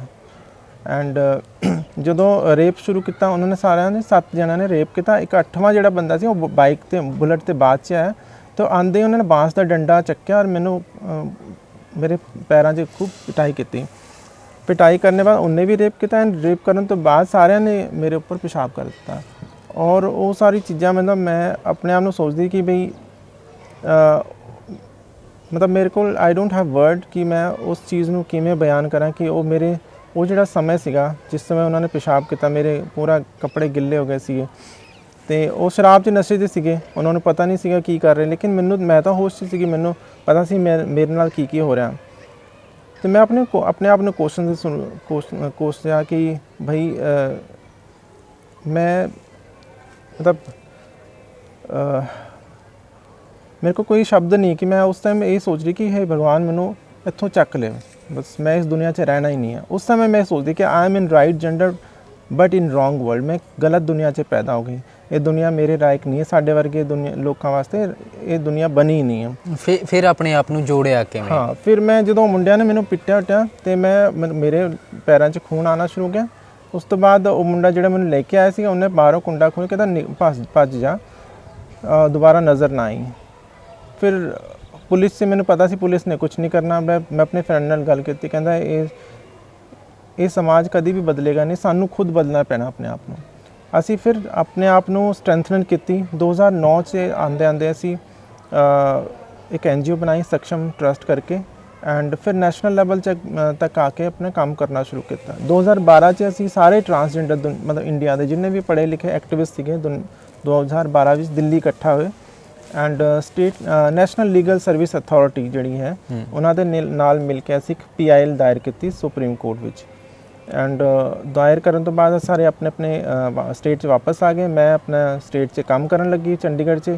ਐਂਡ ਫਸਟ ਟਾਈਮ 2013 'ਚ ਮੈਂ LGBTI ਟਰਾਂਸਜੈਂਡਰ ਪ੍ਰਾਈਡ ਔਰਗਨਾਈਜ਼ ਕੀਤੀ ਚੰਡੀਗੜ੍ਹ ਵਿੱਚ। ਐਂਡ ਉਹ ਜਿਹੜੀ ਪ੍ਰਾਈਡ ਹੁੰਦੀ ਹੈ ਉਹ ਪੈਦਲ ਮਾਰਚ ਹੁੰਦਾ, ਇੱਕ ਤਰ੍ਹਾਂ ਦਾ ਪ੍ਰਾਊਡ ਫੀਲ ਕਰਨ ਵਾਸਤੇ ਸੜਕਾਂ 'ਚ ਪੈਦਲ ਚੱਲਦੇ ਹਾਂ, ਪੂਰੀ ਦੁਨੀਆ 'ਚ ਹੁੰਦਾ ਹੈ। ਅਤੇ ਚੰਡੀਗੜ੍ਹ ਗਵਰਨਮੈਂਟ ਨੇ ਬੜੀ ਮੁਸ਼ਕਿਲ ਨਾਲ ਪਰਮਿਸ਼ਨ ਦੇ ਦਿੱਤੀ, ਲੇਕਿਨ ਪੰਜਾਬ ਯੂਨੀਵਰਸਿਟੀ ਨੇ ਪਰਮਿਸ਼ਨ ਨਹੀਂ ਦਿੱਤੀ, ਕਿਉਂਕਿ ਅਸੀਂ ਪੰਜਾਬ ਯੂਨੀਵਰਸਿਟੀ ਵਿੱਚ ਕਰਨਾ ਚਾਹੁੰਦੇ ਸੀ, ਉੱਥੋਂ ਸਟਾਰਟ ਕਰਨਾ ਚਾਹੁੰਦੇ ਸਟੂਡੈਂਟ ਸੈਂਟਰ ਤੋਂ, ਕਿਉਂਕਿ ਸਾਨੂੰ ਲੱਗਦਾ ਸੀ ਕਿ ਅਸੀਂ ਸਟੂਡੈਂਟ ਨੂੰ ਬਦਲ ਸਕਦੇ ਹਾਂ। ਬਾਕੀ ਸੁਸਾਇਟੀ ਵਿੱਚ ਬਦਲਣਾ ਬਹੁਤ ਮੁਸ਼ਕਿਲ ਹੈ, ਪੇਰੈਂਟਸ ਨੂੰ ਬਦਲਣਾ ਮੁਸ਼ਕਿਲ ਹੈ, ਬਟ ਸਟੂਡੈਂਟਸ ਜਿਹੜੇ ਹੈ ਉਹ ਸ਼ਾਇਦ ਸਾਡੀ ਗੱਲ ਸੁਣ ਸਕਦੇ ਸੀਗੇ।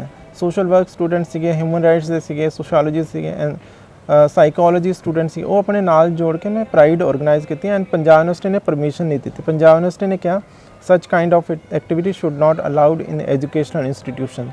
तो बट मैं अड़ी रही, मैं कहा नहीं ਅਸੀਂ ਪ੍ਰਾਈਡ ਜਿਹੜੀ ਹੈ ਇੱਥੋਂ ਹੀ ਕਰਨੀ ਹੈ। ਜਦੋਂ ਤੁਸੀਂ ਰਿਸਰਚ ਕਰਦੇ ਹੋ, ਤੁਸੀਂ ਤੁਹਾਡੇ ਸਟੂਡੈਂਟ ਸਾਡੇ ਕੋਲ ਆਉਂਦੇ ਹੈ, ਤੁਹਾਨੂੰ ਤਾਂ ਬੁਰਾ ਉਸ ਟਾਈਮ ਬੁਰਾ ਨਹੀਂ ਲੱਗਦਾ ਹੈ ਕਿ ਇਹ ਲੋਕ ਗੰਦੇ ਲੋਕ ਹੈ, ਇਹਨਾਂ ਦੇ ਕਰਕੇ ਸਾਡਾ ਸਮਾਜ ਖਰਾਬ ਹੋ ਰਿਹਾ। ਲੇਕਿਨ ਜਦੋਂ ਅਸੀਂ ਆਪਣੇ ਹਿਊਮਨ ਰਾਈਟਸ ਦੀ ਗੱਲ ਕਰਦੇ ਹਾਂ, ਤੁਹਾਨੂੰ ਤਾਂ ਲੱਗਦਾ ਕਿ ਆਪਣੀ ਆਵਾਜ਼ ਕਿਉਂ ਉਠਾ ਰਹੇ ਹੈ, ਇਹ ਗਲਤ ਲੋਕ ਹੈ, ਇਹਨਾਂ ਨੂੰ ਯੂਨੀਵਰਸਿਟੀ ਲੈਵਲ 'ਚ ਇਹਨਾਂ ਨੂੰ ਅੰਦਰ ਨਹੀਂ ਵੜਨ ਦੇਣਾ ਚਾਹੀਦਾ। ਬਟ ਸਾਡੇ ਨਾਲ ਸਟੂਡੈਂਟ ਸੀਗੇ, ਪ੍ਰੋਫੈਸਰ ਵੀ ਸੀ ਕੁਝ, ਤੇ ਅਸੀਂ ਪ੍ਰਾਈਡ ਕੀਤੀ ਐਂਡ ਉਸ ਤੋਂ ਬਾਅਦ 2014 'ਚ 15 ਅਪ੍ਰੈਲ 2014 'ਚ ਸੁਪਰੀਮ ਕੋਰਟ ਦੀ ਜਜਮੈਂਟ ਆਈ ਐਂਡ ਸੁਪਰੀਮ ਕੋਰਟ ਨੇ ਕੇਂਦਰ ਸਰਕਾਰ ਤੇ ਰਾਜ ਸਰਕਾਰਾਂ ਨੂੰ ਹਿਦਾਇਤ ਦਿੱਤੀ ਕਿ ਇਹਨਾਂ ਦੇ ਵਾਸਤੇ 6 ਮਹੀਨੇ ਦੇ ਅੰਦਰ ਅੰਦਰ ਸਾਰੇ ਪਾਲਿਸੀਜ਼ ਬਣਾਓ। ਸੋ ਐਂਡ ਪ੍ਰਾਈਡ ਵੀ ਅਸੀਂ ਹਰ ਸਾਲ ਕਰਦੇ ਰਹੇ, ਹਰ ਸਾਲ ਅਸੀਂ ਸੋਚੋ ਤੁਸੀਂ 2017 ਤੱਕ ਆਉਂਦੇ ਪੰਜਾਬ ਯੂਨੀਵਰਸਿਟੀ ਉਸ ਪ੍ਰਾਈਡ ਦਾ ਹਿੱਸਾ ਹੀ ਬਣ ਗਈ।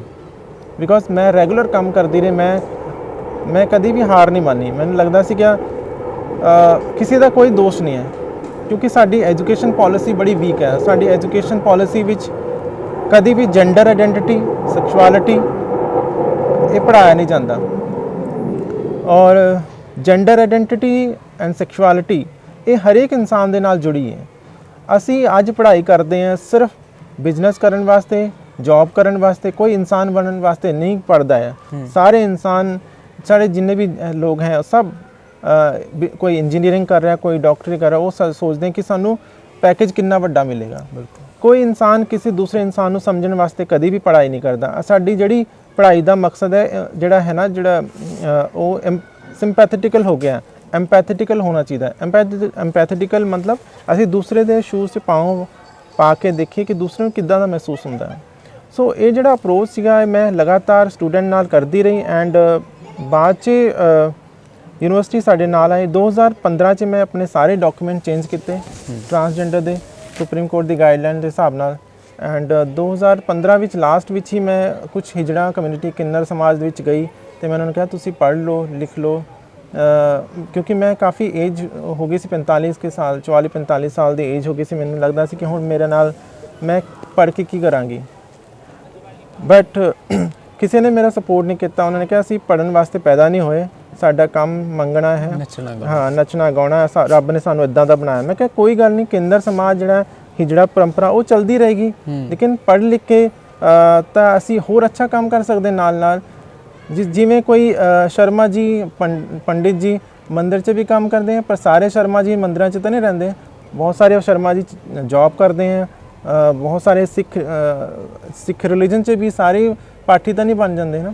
ਹਰ ਇਨਸਾਨ ਆਪਣਾ ਆਪਣਾ ਕਰਮ ਕਰ ਰਿਹਾ। ਫਿਰ ਇੱਕ ਇੱਥੇ ਮੈਂ ਸਵਾਲ ਕਰਨਾ ਚਾਹੂੰਗਾ ਤੁਹਾਨੂੰ, ਕਦੋਂ ਸੋਚਿਆ ਕਿ ਆਪਣੇ ਆਪ ਨੂੰ ਇੱਕ ਔਰਤ ਬਣਾ ਲਿਆ ਜਾਵੇ, ਇੱਕ ਕੁੜੀ ਬਣਾ ਲਿਆ ਜਾਵੇ? ਇਹ ਖਿਆਲ ਕਦੋਂ ਆਇਆ ਸੀ? ਕਿਉਂਕਿ ਮੈਂ ਆਪਣੀ ਪੈਂਟ ਸ਼ਰਟ ਤੋਂ ਸਾੜੀ ਵਿੱਚ ਨਹੀਂ ਆਈ ਜਦ ਤੱਕ ਸੁਪਰੀਮ ਕੋਰਟ ਦੀ ਜਜਮੈਂਟ ਨਹੀਂ ਆਈ। ਠੀਕ ਹੈ, ਮੈਨੂੰ ਲੱਗਦਾ ਸੀ ਕਿ ਜੇ ਮੈਨੂੰ ਰਾਈਟਸ ਚਾਹੀਦੇ, ਮੈਂ ਸਾੜੀ ਆਪਣੀ ਮਰਜ਼ੀ ਨਾਲ ਨਹੀਂ, ਕਾਨੂੰਨ ਦੇ ਦਾਇਰੇ 'ਚ ਰਹਿ ਕੇ, ਕਾਨੂੰਨ ਦੀ ਮਾਨਤਾ ਨਾਲ ਜਦ ਮੇਰੀ ਆਇਡੈਂਟੀਟੀ ਰਹੇਗੀ, ਮੈਂ ਉਸ ਸਮੇਂ ਆਪਣੇ ਆਪ ਨੂੰ ਬਦਲਾਂਗੀ। ਔਰ ਜਦੋਂ ਮੈਨੂੰ ਲੱਗਦਾ ਸੀ ਕਿ ਇੱਕ ਹੋਰ ਵੀ ਰੀਜ਼ਨ ਸੀਗਾ ਕਿ ਮੈਂ ਸਾੜੀ ਪਾ ਕੇ ਵਧਾਈਆਂ ਜਾਂ ਨੱਚਣਾ ਗਾਣ ਵਾਸਤੇ, ਵਧਾਈ ਵਾਸਤੇ ਨਹੀਂ ਜਾਊਂਗੀ, ਭੀਖ ਮੰਗਣ ਜਾਂ ਸੈਕਸ ਵਰਕ ਵਾਸਤੇ ਨਹੀਂ ਜਾਊਂਗੀ। ਮੈਂ ਦੁਨੀਆ 'ਚ ਰਹੂੰਗੀ, ਆਪਣੀ ਆਇਡੈਂਟੀਟੀ ਵਾਸਤੇ ਲੜਾਈ ਕਰੂੰਗੀ। ਕੋਈ ਪੈਂਟ ਸ਼ਰਟ ਜਾਂ ਸਾੜੀ ਨਾਲ ਕੋਈ ਟਰਾਂਸਜੈਂਡਰ ਨਹੀਂ ਹੁੰਦਾ। ਆਇਡੈਂਟੀਟੀ ਅੰਦਰ ਹੁੰਦੀ, ਦਿਮਾਗ 'ਚ ਹੁੰਦੀ ਹੈ। ਜੈਂਡਰ ਆਇਡੈਂਟੀਟੀ ਦਿਮਾਗ 'ਚ ਹੁੰਦੀ ਹੈ, ਨਾ ਕਿ ਸਾਡੇ ਕੱਪੜਿਆਂ ਨਾਲ ਹੁੰਦੀ ਹੈ। ਕੱਪੜੇ ਇਜ਼ ਜਸਟ ਲਾਈਕ ਸਾਨੂੰ ਆਪਣੇ ਤਨ ਨੂੰ ਢੱਕਣ ਵਾਸਤੇ ਹੁੰਦਾ ਹੈ। ਸੋ ਉਹ ਮੇਰੀ ਸੋਚ ਸੀ। ਐਂਡ 2015 'ਚ ਜਦੋਂ 2014 ਵਿੱਚ ਸੁਪਰੀਮ ਕੋਰਟ ਦੀ ਜਜਮੈਂਟ ਆਈ, ਹੁਣ ਮੈਨੂੰ ਲੱਗਦਾ ਸੀ ਸਾਡੇ ਵਾਸਤੇ ਪ੍ਰੋਟੈਕਸ਼ਨ ਹੈ। ਸੁਪਰੀਮ ਕੋਰਟ ਦੀ ਹਦਾਇਤ ਨਾਲ ਅਸੀਂ ਪੁਲਿਸ 'ਚ ਵੀ ਜਾ ਸਕਦੇ ਸੀ, ਹਰ ਜਗ੍ਹਾ ਜਾ ਸਕਦੇ। ਅਗਰ ਮੇਰੇ ਨਾਲ ਕੋਈ ਮਾਰ ਪਿਟਾਈ ਹੁੰਦੀ ਹੈ, ਕੋਈ ਮੈਨੂੰ ਛੇੜਦਾ ਹੈ, ਕੋਈ ਮੈਨੂੰ ਜਿਹੜਾ ਮੇਰੇ ਨਾਲ ਪਹਿਲੇ ਹੋਇਆ, ਉਹ ਉਸ ਤੋਂ ਬਾਅਦ ਸੁਪਰੀਮ ਕੋਰਟ ਦੀ ਜਜਮੈਂਟ ਤੋਂ ਬਾਅਦ ਪੁਲਿਸ ਦੀ ਵੀ ਰਿਸਪੌਂਸਿਬਿਲਿਟੀ ਬਣਦੀ ਸੀ ਕਿ ਸਾਨੂੰ ਪ੍ਰੋਟੈਕਟ ਕਰੇ।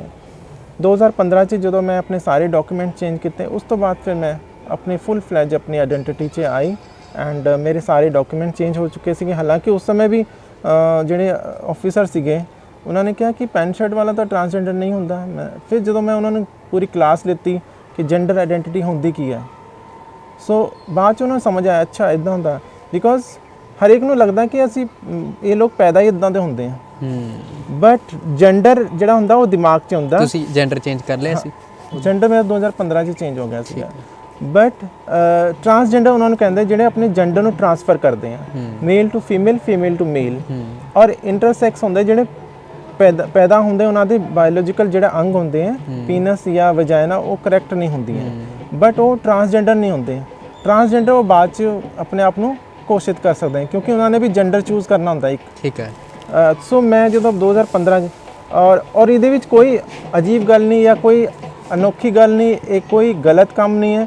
ਸੁਪਰੀਮ ਕੋਰਟ ਦਾ ਜਾਂ ਪਾਰਲੀਮੈਂਟ ਜਿਹੜੇ ਹੁਣ ਬਿੱਲ ਪਾਸ ਹੋਇਆ ਉਹਦੇ ਆਧਾਰ ਤੇ ਜਾਂ ਦੁਨੀਆ ਦੇ ਜਿਹੜੇ ਸਾਇੰਸ ਦੇ ਹਿਸਾਬ ਨਾਲ ਕੋਈ ਇਹ ਗਲਤ ਕੰਮ ਨਹੀਂ ਹੈ ਕਿਉਂਕਿ ਅਸੀਂ ਕੋਈ ਦਿਮਾਗ ਨਹੀਂ ਖਰਾਬ ਹੋਇਆ ਮੈਂ ਸਾੜੀ ਪਾ ਲਾਂ। ਕੋਈ ਆਦਮੀ ਕੋਈ ਸਾੜੀ ਨਹੀਂ ਪਾਉਂਦਾ ਹੈਗਾ, ਉਹਨੂੰ ਲੱਗਦਾ ਕਿ ਉਹਦਾ ਜੈਂਡਰ ਜਿਹੜਾ ਹੈ ਕਰੈਕਟ ਨਹੀਂ ਹੈ। ਮੇਰਾ ਬਾਇਓਲੋਜੀਕਲ ਸੈਕਸ ਹੁੰਦਾ ਗਰਦਨ ਤੋਂ ਨੀਚੇ, ਔਰ ਸਾਈਕੋਲੋਜੀਕਲ ਸੈਕਸ ਹੁੰਦਾ ਜਿਹੜਾ ਮੇਰੇ ਬ੍ਰੇਨ ਹੈ, ਜਿਹੜਾ ਮੇਰਾ ਪੂਰਾ ਸਿਰ ਹੈ। ਇਹ ਜਦੋਂ ਮਿਸਮੈਚ ਹੋ ਜਾਂਦਾ ਹੈ ਉਸ ਸਮੇਂ ਸਾਨੂੰ ਲੱਗਦਾ ਕਿ ਨਹੀਂ ਮੇਰਾ ਬ੍ਰੇਨ ਮੇਰੀ ਬਾਡੀ ਨਾਲ ਮੈਚ ਨਹੀਂ ਕਰ ਰਿਹਾ। ਤੁਹਾਡਾ ਬ੍ਰੇਨ ਨਹੀਂ ਮੈਚ ਕਰ ਰਿਹਾ ਤੁਹਾਡੇ ਨਾ, ਮੇਰਾ ਬ੍ਰੇਨ ਜਿਹੜਾ ਸੀਗਾ ਉਹ ਮੈਚ ਨਹੀਂ ਕਰਦਾ ਸੀ ਬਚਪਨ ਤੋਂ, ਕਿਉਂਕਿ ਹਜੇ ਉਸ ਸਮੇਂ ਸਾਇੰਸ ਨੇ ਇਹਨੇ ਤਰੱਕੀ ਨਹੀਂ ਕੀਤੀ ਸੀ। ਲੇਕਿਨ ਜਦੋਂ ਸਾਇੰਸ ਨੇ ਤਰੱਕੀ ਕੀਤੀ, ਸਾਈਕੈਟ੍ਰਿਸਟ ਜੋ ਸਾਈਕੋਲੋਜੀਕਲ ਜਿਹੜੀ ਐਸੋਸੀਏਸ਼ਨ ਹੈ ਪੂਰੀ ਵਰਲਡ ਦੀ, ਉਹਨਾਂ ਨੇ ਕਿਹਾ ਇਹ ਡਿਸਆਰਡਰ ਨਹੀਂ ਹੈ, it's very much in order. ਕੁਦਰਤ ਇਦਾਂ ਹੀ ਬਣਾਉਂਦੀ ਹੈ, ਕਿਸੇ ਦੇ ਦਿਮਾਗ ਨੂੰ ਚੇਂਜ ਕਰਦੇ, ਕਿਸੇ ਦੇ ਬਾਇਓਲੋਜੀਕਲ ਅੰਗ ਹੈ ਜਿਹੜੇ ਨਿਚਲੇ ਉਹ ਖਰਾਬ ਕਰ ਦਿੰਦੀ ਹੈ, ਕਿਸੇ ਦਾ ਬ੍ਰੇਨ ਅਲੱਗ ਕਰ ਦਿੰਦੀ ਹੈ। ਜੇਕਰ ਮੈਂ ਤੁਹਾਡੀ ਗੱਲ ਕਰਾਂ, ਤੁਹਾਡੇ ਦਿਮਾਗ ਦੇ ਵਿੱਚ ਆਪਣੇ ਆਪ ਨੂੰ ਇੱਕ ਔਰਤ ਜਾਂ ਕੁੜੀ ਕਹਿ ਲਈ ਉਹ ਸਮਝਦਾ ਹੈ, ਤੇ ਜਿਹੜੇ ਅੰਗ ਨੇ ਸਾਰੇ ਉਹ ਮੇਲ ਦੇ ਨੇ ਸਾਰੇ। ਹਾਂ, ਬਟ ਮੇਰੀ ਸਰਜਰੀ ਹੋ ਚੁੱਕੀ ਹੈ ਤੇ ਹੁਣ ਸਾਰੇ ਬਿਕੋਜ਼ ਬਾਡੀ ਜਿਹੜੇ ਹੈ ਉਹ ਚੇਂਜ ਕਰ ਸਕਦੇ, ਬ੍ਰੇਨ ਨੂੰ ਕਦੇ ਨਹੀਂ ਚੇਂਜ ਕਰ ਸਕਦੇ। ਸਾਇੰਸ ਵਿੱਚ ਇੰਨੀ ਤਰੱਕੀ ਨਹੀਂ ਹੋ ਕਿ ਬ੍ਰੇਨ ਨੂੰ ਚੇਂਜ ਕਰ ਦਈਏ। ਇਸ ਲਈ ਬਾਡੀ ਸਾਡਾ ਅਗਰ ਹੱਥ ਕੱਟ ਜਾਏ ਅਸੀਂ ਫਿਰ ਵੀ ਜਿੰਦਾ ਰਹਾਂਗੇ, ਸਾਡਾ ਪੈਰ ਕੱਟ ਜਾਏ ਸਾਡਾ ਫਿਰ ਵੀ ਜਿੰਦਾ ਹੈ।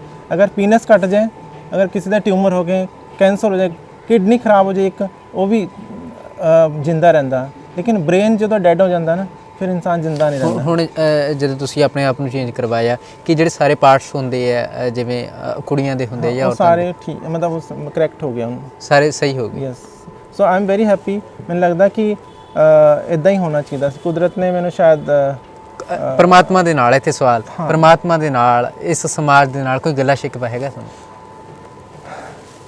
ਗਿਲੇ ਸ਼ਿਕਵੇ ਕਰਕੇ ਕੋਈ ਫਾਇਦਾ ਨਹੀਂ ਹੈ, because I am very powerful now. ਇਹ ਸਾਰਾ ਜਿਹੜਾ ਰਸਤਾ ਹੈ ਮੈਂ ਖੁਦ ਬਣਾਇਆ ਐਂਡ ਬਹੁਤ ਸੰਘਰਸ਼ ਨਾਲ ਬਣਾਇਆ। ਬੇਸ਼ੱਕ ਮੈਂ ਗਰੀਬ ਹਾਂ ਲੇਕਿਨ ਮੈਨੂੰ ਲੱਗਦਾ ਕਿ ਮੇਰੀ ਆਇਡੈਂਟੀਟੀ ਮੇਰੇ ਨਾਲ ਹੈ। ਮੈਨੂੰ ਖਾਣ ਨੂੰ ਚਾਹੇ ਤੁਸੀਂ ਰੋਟੀ ਵੀ ਨਾ ਦਿਓ, ਬਟ ਮੇਰੀ ਆਪਣੀ ਪਹਿਚਾਨ ਹੈ। ਮੈਂ ਆਪਣੀ ਪਹਿਚਾਨ ਨਾਲ ਖੜੀ ਰਹੂੰਗੀ ਹਿਮਾਲਿਆ ਦੀ ਤਰ੍ਹਾਂ। ਹਿਮਾਲਿਆ ਪਰਬਤ ਨੂੰ ਤੁਸੀਂ ਦੇਖਦੇ ਹੋ ਨਾ, ਉਹ ਕਦੀ ਬਰਫ਼ ਨਾਲ ਢੱਕ ਜਾਂਦਾ ਪਰ ਕਦੀ ਵੀ ਉਹ ਸ਼ਿਕਵਾ ਨਹੀਂ ਕਰਦਾ, ਉਹਦੇ ਅੰਦਰ ਪੇੜ ਨਹੀਂ ਉਗਦੇ। ਇੱਥੇ ਸਵਾਲ ਇੱਕ ਹੋਰ ਮੇਰੇ ਜ਼ਿਹਨ 'ਚ ਆ ਰਿਹਾ ਕਿ ਨਹੀਂ ਗੱਲਾਂ ਦੇ ਵਿੱਚ ਮੋਟੀਵੇਸ਼ਨ, ਜ਼ਿੰਦਗੀ ਦੇ ਨਾਲ ਬਹੁਤ ਕੁਝ ਹੋਇਆ, ਬਹੁਤ ਸਾਰੇ ਮੋੜ ਵੀ ਜ਼ਿੰਦਗੀ ਦੇ ਐਸੇ ਆਏ ਆ ਕਿ ਜਦੋਂ ਟੁੱਟ ਗਏ ਹੋਣਗੇ, ਪਰ ਅੱਜ ਇੰਨੇ ਮਜ਼ਬੂਤ ਖੜੇ ਹੋ, ਉਹਦਾ ਕਾਰਨ ਕੀ ਹੈ? ਆਪਣੀ ਪਹਿਚਾਨ ਐਂਡ ਜਿਹੜਾ ਸੰਘਰਸ਼। ਤੁਸੀਂ ਸੋਚੋ ਜਦੋਂ ਅਸੀਂ ਨਦੀ ਨੂੰ ਦੇਖਦੇ ਨਾ, ਜਦੋਂ ਪਹਾੜਾਂ 'ਤੇ ਚਲਦੀਆਂ ਬਹੁਤ ਹਰਡਲ ਆਉਂਦੇ ਉਹਦੇ ਰਸਤੇ 'ਚ, ਔਰ ਜਦੋਂ ਹਰਡਲਸ ਆਉਂਦੇ ਬੜੇ ਉਤਾਰ ਚੜਾਅ ਪੱਥਰਾਂ ਨਾਲ ਟਕਰਾ ਕੇ, ਉਹ ਸ਼ਾਂਤ ਕਦੋਂ ਹੁੰਦੀ ਜਦ ਸਮੁੰਦਰ ਨਾਲ ਮਿਲ ਜਾਂਦੀ ਹੈ। ਔਰ ਜਦੋਂ ਸਮੁੰਦਰ ਨਾਲ ਮਿਲਦੀ ਉਹ ਸ਼ਾਂਤ ਹੋ ਜਾਂਦੀ, ਉਹਨੂੰ ਸਭ ਕੁਝ ਮਿਲ ਜਾਂਦਾ ਹੈ। ਠੀਕ ਹੈ ਨਾ। ਮੇਰੇ ਜੀਵਨ 'ਚ ਬਹੁਤ ਸਾਰੇ ਹਰਡਲਸ ਆਏ।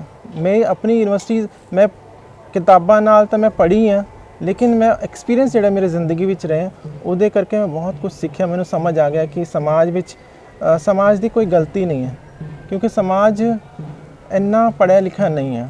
ਕਿਤਾਬਾਂ ਬੇਸ਼ੱਕ ਕਹਿੰਦਾ ਨਲਾਇਕ ਬੱਚੇ ਦਾ ਬਸਤਾ ਭਾਰੀ ਹੈ ਨਾ, ਸਾਡੇ ਬਸਤੇ ਬਹੁਤ ਜ਼ਿਆਦਾ ਭਾਰੀ ਹੈ, ਲੇਕਿਨ ਸਾਨੂੰ ਗਿਆਨ ਨਹੀਂ ਹੈ। ਇੱਥੇ ਇੱਕ ਮੈਂ ਸਵਾਲ ਤੁਹਾਨੂੰ ਕਰਨਾ ਚਾਹੂੰਗਾ। ਇੱਕ ਪਾਸੇ ਤਾਂ ਉਹ ਲੋਕ ਨੇ ਜਦੋਂ ਮਹੰਤ ਨੱਚਦੇ ਆ ਗਾਉਂਦੇ ਆ ਤਾਂ ਉਹਨਾਂ ਦੇ ਪੈਰੀ ਹੱਥ ਲਾ ਕੇ ਕਹਿੰਦੇ ਆ ਕਿ ਸਾਨੂੰ ਇਹ ਚੀਜ਼ ਚਾਹੀਦੀ ਹੈ, ਸਾਡੇ ਲਈ ਦੁਆ ਕਰਿਓ।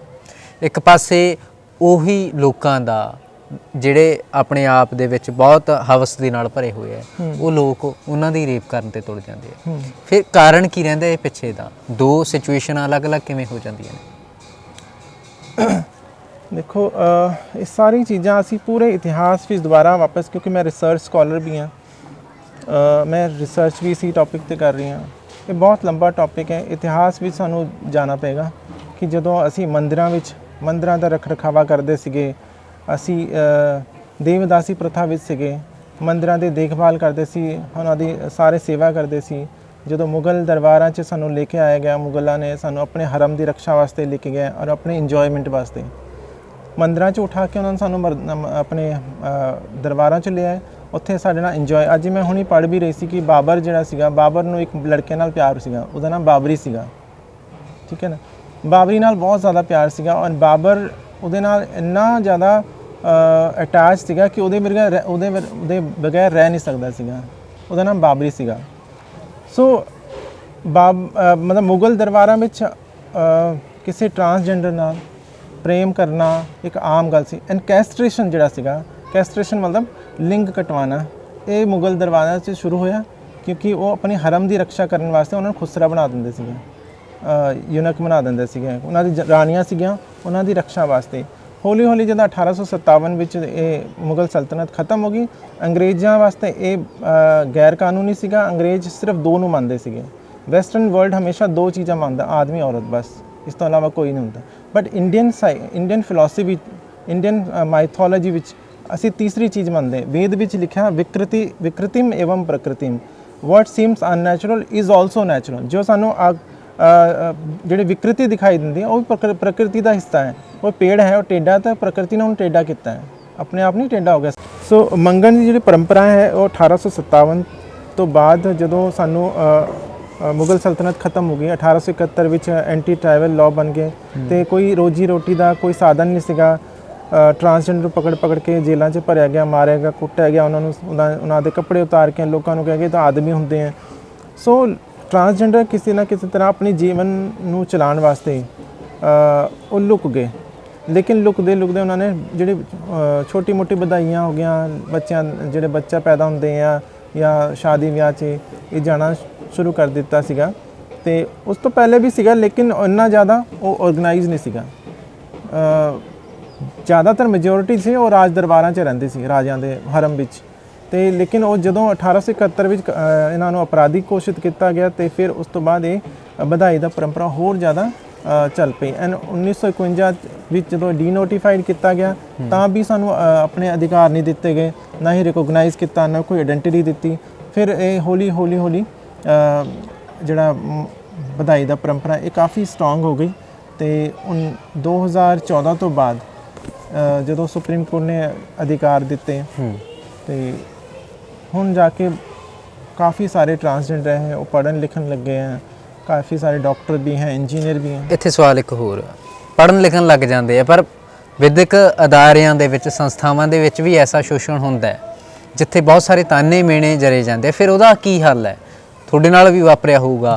ਆਮ ਜਿਹੜੇ ਬੱਚੇ ਬਾਕੀਆਂ ਨਾਲ ਡਿਫਰੈਂਟ ਹੁੰਦੇ ਆ, ਉਹਨਾਂ ਦੇ ਰਹਿਣਾ ਸਹਿਣਾ ਢੰਗ ਉਹਨਾਂ ਦਾ ਸਾਰਾ ਵੱਖਰਾ ਹੁੰਦਾ, ਤਾਂ ਉਹਨਾਂ ਨੂੰ ਤਾਨੇ ਮੇਣੇ ਬਹੁਤ ਵੱਜਦੇ ਆ, ਖਾਸ ਕਰਕੇ ਉੱਥੇ ਬਹੁਤ ਜ਼ਿਆਦਾ ਸ਼ੋਸ਼ਣ ਹੁੰਦਾ।